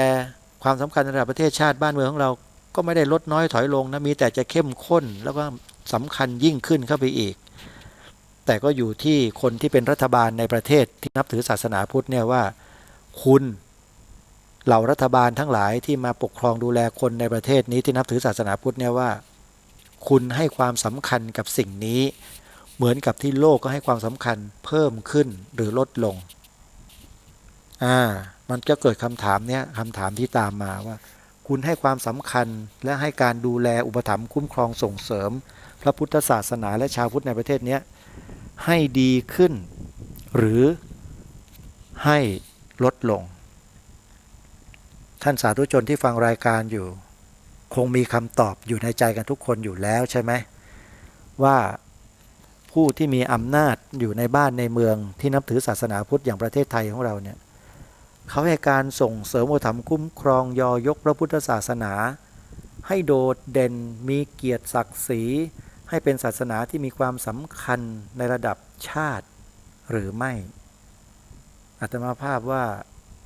ยังไม่เท่าสหประชาชาติเขาเลยสหประชาชาติเนี่ยเขามีคนต่างศาสนาอยู่เพียบเลยในสหประชาชาติแต่เขายกย่องศาสนาพุทธแต่พอดูในเมืองไทยปรากฏว่านอกจากไม่ยกย่องแล้วก็ยังเหยียบย่ำในบางกรณีอีกด้วยจริงหรือไม่อย่ายกตัวอย่างนะยกตัวอย่างมาแล้วจะเจ็บอาตมาภาพไม่ยกก็ถือว่าเป็นที่รู้กันแหละถ้าใครศึกษาประวัติศาสตร์พุทธศาสนาในเมืองไทยของเราในยุคที่ไม่ไกลนักหนาเนี่ยมาประมาณปีพระพุทธศักราช 2505 2506 2507 2508เนี่ยนะก็จะทราบดีว่าเกิดอะไรกับพระพุทธศาสนาของเราญาติโยมพระมหาเถระระดับรองสมเด็จพระราชาคณะถูกกระชากจีวรจับยัดคุกเนี่ยอยู่ในคุกตั้ง4 ปีกว่า5 ปีนั่นนะด้วยเหตุผลด้วยข้อหาที่เขากล่าวหาว่ากระทำการอันเป็นคอมมิวนิสต์อาตมาภาพบอกได้เลยว่านั่นคือความที่เป็นการกระทำที่ไร้ปัญญาสิ้นดีคนที่ทำเช่นนั้นไร้ปัญญามากขาดปัญญานะขาดปัญญามากๆเลยนี่เขาเรียกว่านอกจากไม่ยกย่องแล้วก็ยังเหยียบย่ำคือทำแบบเนี้ยแล้วถามว่าในยุคต่อๆมามีอีกไหมประเภทไม่ยกย่องแล้วก็ยังเหยียบย่ำอีกเนี่ยมีไหมโยมลองพิจารณาดูสิจับพระยัดคุกมีไหมโยมยุคไหนยุคใครเป็นคนทำเช่นนั้นอำนาจอยู่กับใครแล้วทำไมจึงให้เกิดขึ้นได้อย่างไรเนี่ยสิ่งมันไม่ควรจะเกิดมันก็เกิดถามว่ามันเป็นการยอยกพระพุทธศาสนาหรือเป็นการทำลายพระพุทธศาสนากันแน่อาตมาภาพตั้งคำถามให้ญาติโยมและชนผู้ฟังได้ลองพิจารณาหาคำตอบกันดูจากสถานการณ์ที่มันเป็นและที่มันผ่านมาก็ดีกำลังเป็นอยู่ก็ดีหรือจักเป็นในอนาคตข้างหน้าก็ดี future tense ก็ดี past tense ก็ดีนะแล้วแต่ญาติโยมก็พิจารณากันเองอาตมาภาพไม่ได้มีหน้าที่มาบังคับให้ใครตอบคำถามอาตมาว่าต้องตอบอย่างนั้นตอบอย่างนี้ไม่ใช่รายการนี้ไม่ใช่รายการที่จะทำสอนบอกให้คนโง่ไม่มีฮะรายการนี้ไม่สอนให้คนโง่แน่นอนให้รู้จักฉลาดเพราะสิ่งที่อาตมาภาพรับมาจากผู้ทรงมีความฉลาดเฉลียวคือจากองค์พระมหากษัตริย์โดยตรงรับมายังไงอย่าเพิ่งเข้าใจผิดนะเดี๋ยวคนจะเล่นงานอาตมานี่ระวังตัวให้ดีนะอาตมาภาพรับมายังไงรับมาจากบทไพร่พลของพระองค์ท่าน ที่มีการเผยแพร่อยู่ในปัจจุบันบทพระราชนิพนธ์เทศนาเสือป่าเห็นไหมหนีไม่พ้นสิ่งเหล่านี้สักอย่างหนึ่งอาตมาภาพบอกแล้วบอกอีกบอกกับทุกท่านแล้วว่าการที่เราจะศึกษาเรียนรู้อะไรสักอย่างหนึ่งก็ดีเนี่ยขอให้เรียนรู้อย่างตรงไปตรงมาเรียนรู้อย่างบริสุทธิ์ใจไม่หวังอามิสสินจ้างไม่หวังจะได้ประโยชน์ของตนไม่มีอย่างนี้เขาเรียกว่าการศึกษาเรียนรู้ด้วยความบริสุทธิ์เมื่อการศึกษาเรียนรู้มันเกิดมาจากใจที่มันบริสุทธิ์แล้วความรู้ที่ได้มันก็บริสุทธิ์เมื่อนำเสนอออกไปการนำเสนอเหล่านั้นก็บริสุทธิ์เมื่อบริสุทธิ์มากๆเข้าไอ้คนที่มันไม่บริสุทธิ์เนี่ยมันอยู่ไม่ได้มันสะดุ้งหยงกันใหญ่เลยโยมไม่ว่ามันจะใหญ่ในระดับไหนมันก็หยงทั้งนั้นแหละเพราะอะไรเพราะมันกำลังทำความผิดอยู่สิ่งที่เราพูดเนี่ยคือสิ่งที่สามารถนำไปพิจารณาแล้วบอกตัวเราเองได้บอกคนอื่นได้ว่าสิ่งไหนถูกสิ่งไหนไม่ถูกสิ่งไหนผิดสิ่งไหนดีไม่ดีเลวอะไรต่างๆเนี่ยทุกคนสามารถหาคำตอบได้ด้วยตัวเองนะอาตมาภาพมีหน้าที่นำเสนอแล้วตั้งเป็นประเด็นคำถามขึ้นมาให้ทุกท่านคิดพิจารณานี่แหละรายการนี้เป็นรายการที่สอนให้โยมโง่ไม่ได้ต้องฉลาดเพราะองค์พระมหากษัตริย์ของเราในอดีตเนี่ยทรงมีความชาญฉลาดอย่างมากที่ทรงสอนให้ประสบนิกรชาวไทยของพระองค์ท่านนั้นฉลาดเฉลียวไม่ใช่ฉลาดอย่างเดียวนะเฉลียวด้วยอย่างเช่นพระดำรัสอยู่ความตอนหนึ่งที่พระองค์ตรัสให้เรารู้จักเฉลียวที่ทางรายการอัญเชิญมานำเสนอบ่อยๆจำได้ไหมองค์พระบาทสมเด็จพระมงกุฎเกล้าเจ้าอยู่หัวรัชกาลที่6ตรัสไว้ในบทพระราชนิพนธ์เทศนาเสือป่านะความตอนหนึ่งที่ว่าผู้ที่คนอื่นเขาส่งเข้ามาปลอมแปลงเพื่อทำลายพระพุทธศาสนาเราทั้งหลายต้องคอยระวังรู้เท่าไว้จึงจะควรจำได้ไหมความตรงนี้หมายถึงอะไรหมายถึงพระองค์ทรงเตือนพวกเราคนไทยทั้งหลายทั้งปวงทั้งในรัชสมัยของพระองค์ท่านที่อยู่ร่วมยุคร่วมสมัยพระองค์ก็ดีที่เกิดในยุคหลังที่พระองค์ได้ทรงเสด็จสวรรคตไปแล้วก็ดีก็คือยุคพวกเราก็ดีเนี่ยให้มีสติและปัญญารู้เท่าทันสถานการณ์รู้จักคนรู้จักตนรู้จักประมาณรู้จักการรู้จักสถานที่รู้จักประชุมชนต่างๆเหล่านี้พระองค์ทรงสอนให้พวกเรารู้ฮะใครที่มันปลอมตัวเข้ามาเป็นชาวพุทธก็ดีใครที่มันปลอมตัวมาทำดีกับพวกเราก็ดีพวกหน้าไหว้หลังหลอกมือถือสากปากถือศีลพวกอะไรนะพวกมะกอกสามตะกร้าปลาไม่ถูกเหล่านี้ไว้เนื้อเชื่อใจอะไรไม่ได้เลยเพราะฉะนั้นการจะคบหาสมาคมก็ใครหรือร่วมงานก็ใครหรือจะรับปากรับคำอะไรก็ใครเนี่ยอย่าเพิ่งรีบตัดสินใจต้องดูกันให้ถึงที่สุดซะก่อนจึงตัดสินใจได้รายการคดีโลกคดีธรรมถูกสอนมาในลักษณะเช่นนี้ถูกสอนมานานแล้วนะตั้งแต่พ่อแม่โดยเฉพาะแม่เนี่ยสอนแล้วสอนอีกเวลาเจอผู้หลักผู้ใหญ่นะยกมือไหว้แม่อาตมาเนี่ยบังคับอาตมาภาพเนี่ยไหว้ดูสิไม่ต้องสอนด้วยคำพูดหรอกพ่อแม่อาตมาไม่มีความรู้จบป .4 อ่านหนังสือบางทีไม่ค่อยออกเลยแม่อาตมาเนี่ยแต่เวลาลูกๆพาลูกๆไปพบพี่ป้าน้าอาที่ไหนก็แล้วแต่เนี่ยบังคับไหว้ยังไหว้อาป้าน้าลุงไหว้ยังไหว้ตลอดจนกระทั่งเวลาไปที่ไหนก็ไม่ต้องให้แม่บอกอะไปถึงก็ไหว้เลยสวัสดีครับสวัสดีครับนี่ตั้งแต่เด็กๆมาแล้วโยมอาตมาถูกสอนถูกเสี่ยมให้เป็นแบบนั้นให้ยกมือไหว้ผู้หลักผู้ใหญ่นี่คือวิถีชีวิตที่แม่ของอาตมาภาพเนี่ยสอนอาตมาโดยไม่ต้องพูดให้ทำเลยบังคับอาตมาวันพระ15 ค่ำ8 ค่ำเอ้ามึงเอาปิ่นโตเนี่ยไปถวายพระวันนี้วันพระอาตมาก็ขี่จักรยานไปหิ้วปิ่นโตข้าวกับข้าวของหวานแม่ทั้งนั้นนะ บังคับอาตมาภาพเนี่ยหิ้วปิ่นโตไปถวายพระในวันพระญาติโยมก็เต็มศาลากันหมดนุ่งขาวห่มขาวผ้าสบายกันส่วนใหญ่ก็อายุมากๆกันเป็นรุ่นคุณย่าคุณยายคุณตากันนะแต่ส่วนใหญ่จะเห็นแต่คุณยายเยอะพวกหนุ่มๆสาวๆก็มีน้อยอาตมาภาพเนี่ยก็หนึ่งละที่เป็นเด็กในสมัยนั้นอายุประมาณ15 16 17ประมาณเนี้ย16 17ปีเองโยมอาตมาอายุ16 17นะนุ่งกางเกงขาสั้นขาดเก่าๆเพราะว่าบ้านเนี่ยยากจนไม่อายหรอกจนโยมรับจ้างกินไปวันๆนึงเสื้อผ้าไม่มีซื้อใส่หรอกเงินน่ะก็ไปอย่างนั้นน่ะกะว่าไปแล้วถวายพระเสร็จแล้วก็ได้กลับปรากฏว่าพอไปแล้วมันไม่ได้กลับมาดิกว่าจะพระท่านจะถวายกว่าจะให้พรให้อะไรเนี่ยก็พักใหญ่ป้าคนนั้นก็ถามยายคนนี้ก็ถามให้มึงลูกใครวะมาจากที่บ้านไหนเนี่ยมาบอกว่าลูกยายยงบ้านไร่ป่าเขาก็รู้จักกันทั้งนั้นอ๋ออียงเหรอ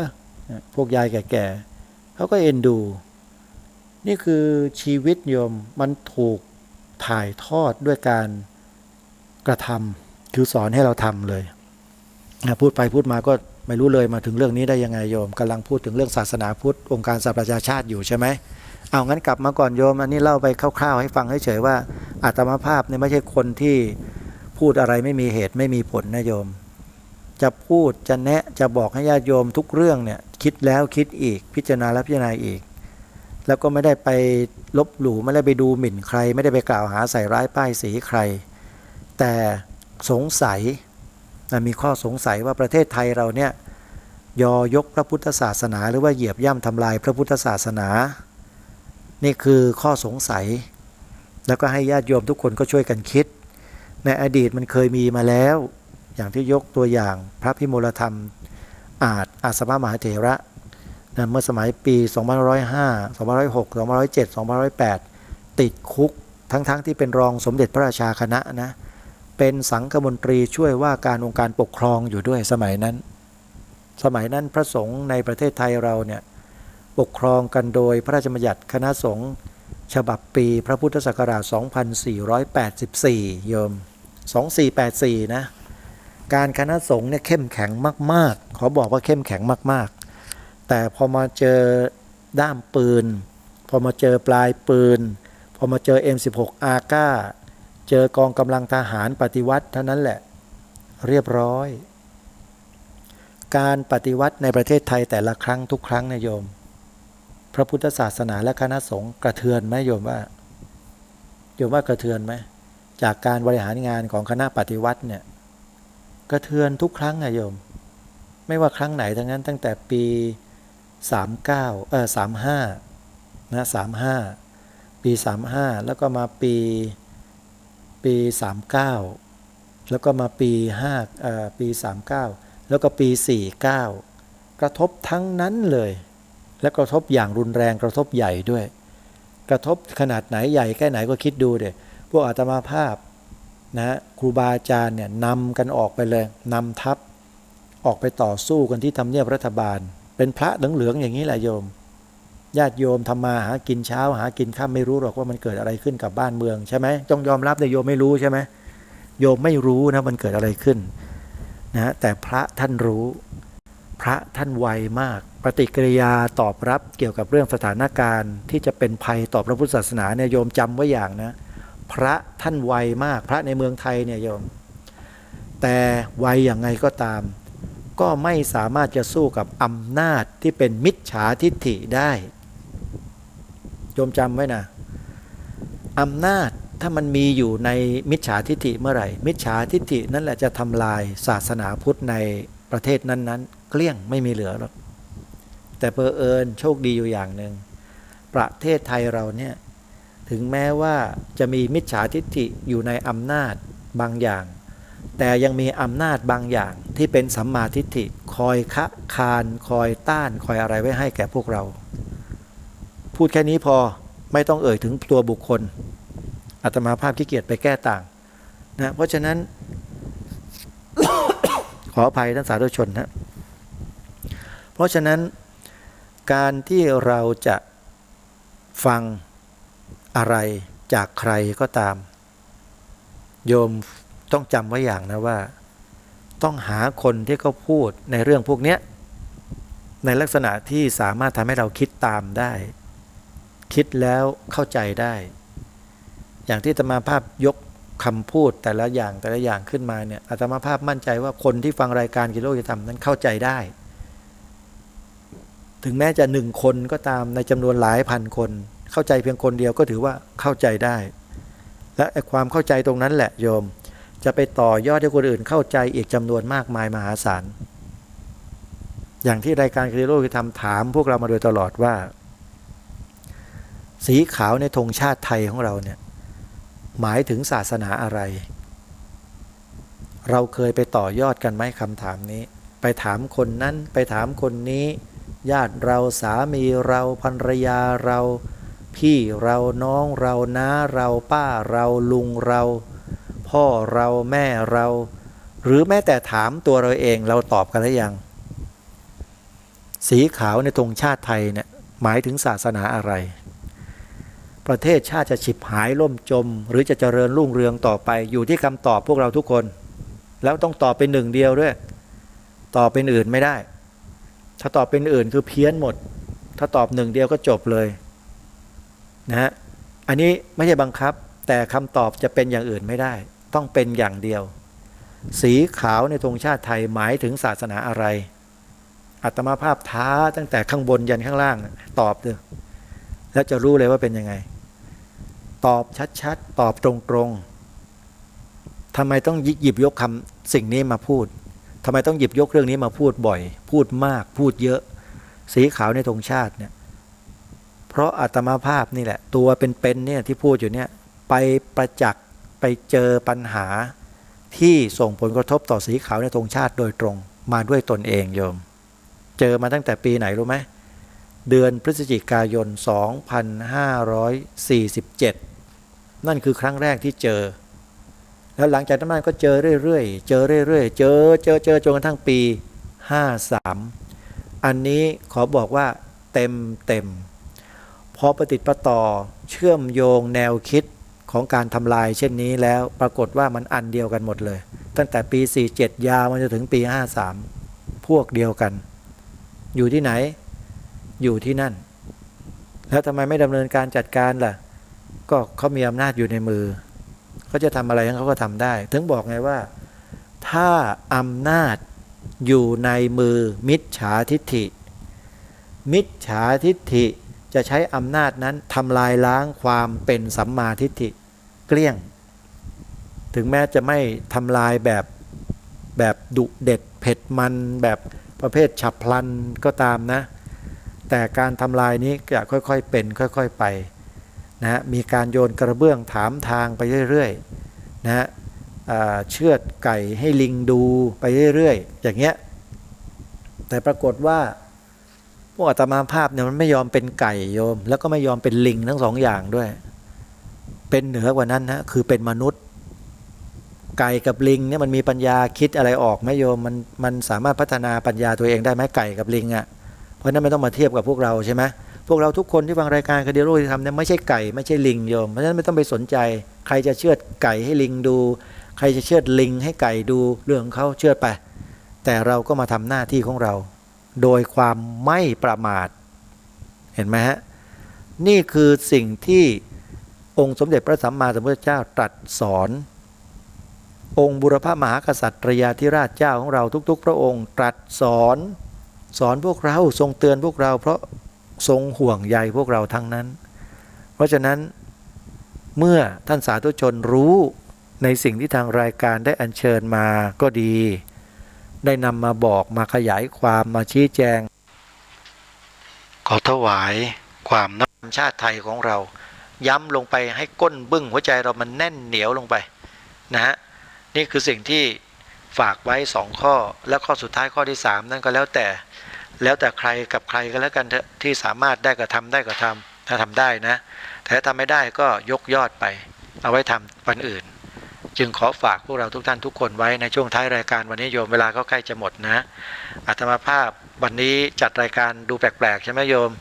เพราะว่าเนื่องจากติดปัญหาเรื่องด้านเทคนิคอุปกรณ์บันทึกเสียงเนี่ย มันใช้ไม่ได้ช่วงนี้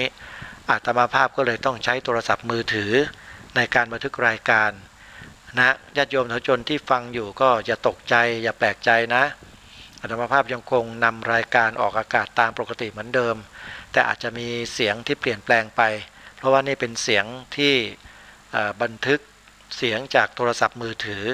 แล้วเดี๋ยวอาตมาภาพก็จะส่งรายการไปตามที่ต่างๆสถานีต่างๆเพื่อออกอากาศกันต่อไป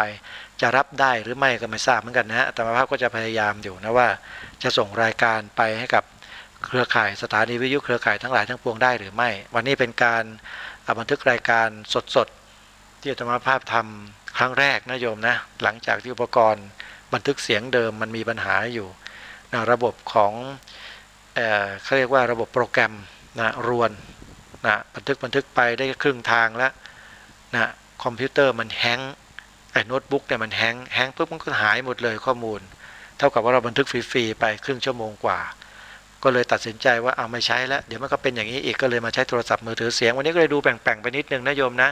แต่เนื้อหาสาระก็ยังคงเข้มข้นเหมือนเดิมเราต้องรักและสามัคคีกันเท่านั้นจึงจะพาชาติศาสนาพระมหากษัตริย์ของเราอยู่รอดปลอดภัยได้นะวันนี้เวลาของรายการหมดแล้วนะถ้าหากว่าท่านสาธุชนท่านใดอย่าลืมนะช่วงท้ายขอย้ำนิดหนึ่งท่านสาธุชนท่านใดต้องการจะทำบุญใหญ่นะโยมใหญ่จริงๆและเป็นบุญที่ได้ทั้งกลางวันและกลางคืนด้วยนั่นก็คือบุญปลูกป่าถาวรที่สวนป่าสามัคคีธรรมที่อาตมาภาพดูแลไว้อาตมาภาพจัดรายการนี้ก็ต้องประกาศให้ตัวเองประกาศให้สิ่งที่ตัวเองทำนะโยมนะส่วนครูบาอาจารย์ท่านใดที่ทำอยู่แล้วก็ขออนุโมทนาถ้าจะให้ประกาศให้ก็นิมนต์นะครับบอกได้ว่าจะให้ปลูกป่าถาวรไปปลูกที่ไหนยังไงเชิญชวนญาติโยมได้ส่วนรายการคดีโรยธรรมก็อย่างที่บอกโยมตอนนี้ต้นไม้เจริญเติบโตงอกงามไพบูรณ์ขึ้นมาเรื่อยๆเขาต้องการน้ำเยอะอาตมาภาพก็ต้องใช้ปัจจัยใช้เงินเนี่ยพัฒนาระบบน้ำต่อเพราะฉะนั้นน้ำจิตน้ำใจศรัทธาสาธุชนที่ร่วมบุญกันเข้ามาตรงนี้อานิสงส์แห่งบุญในการปลูกป่านั้นญาติโยมไม่ต้องห่วงได้แน่นอนแล้วสิ่งที่ได้มากกว่านั้นคืออะไรรู้ไหม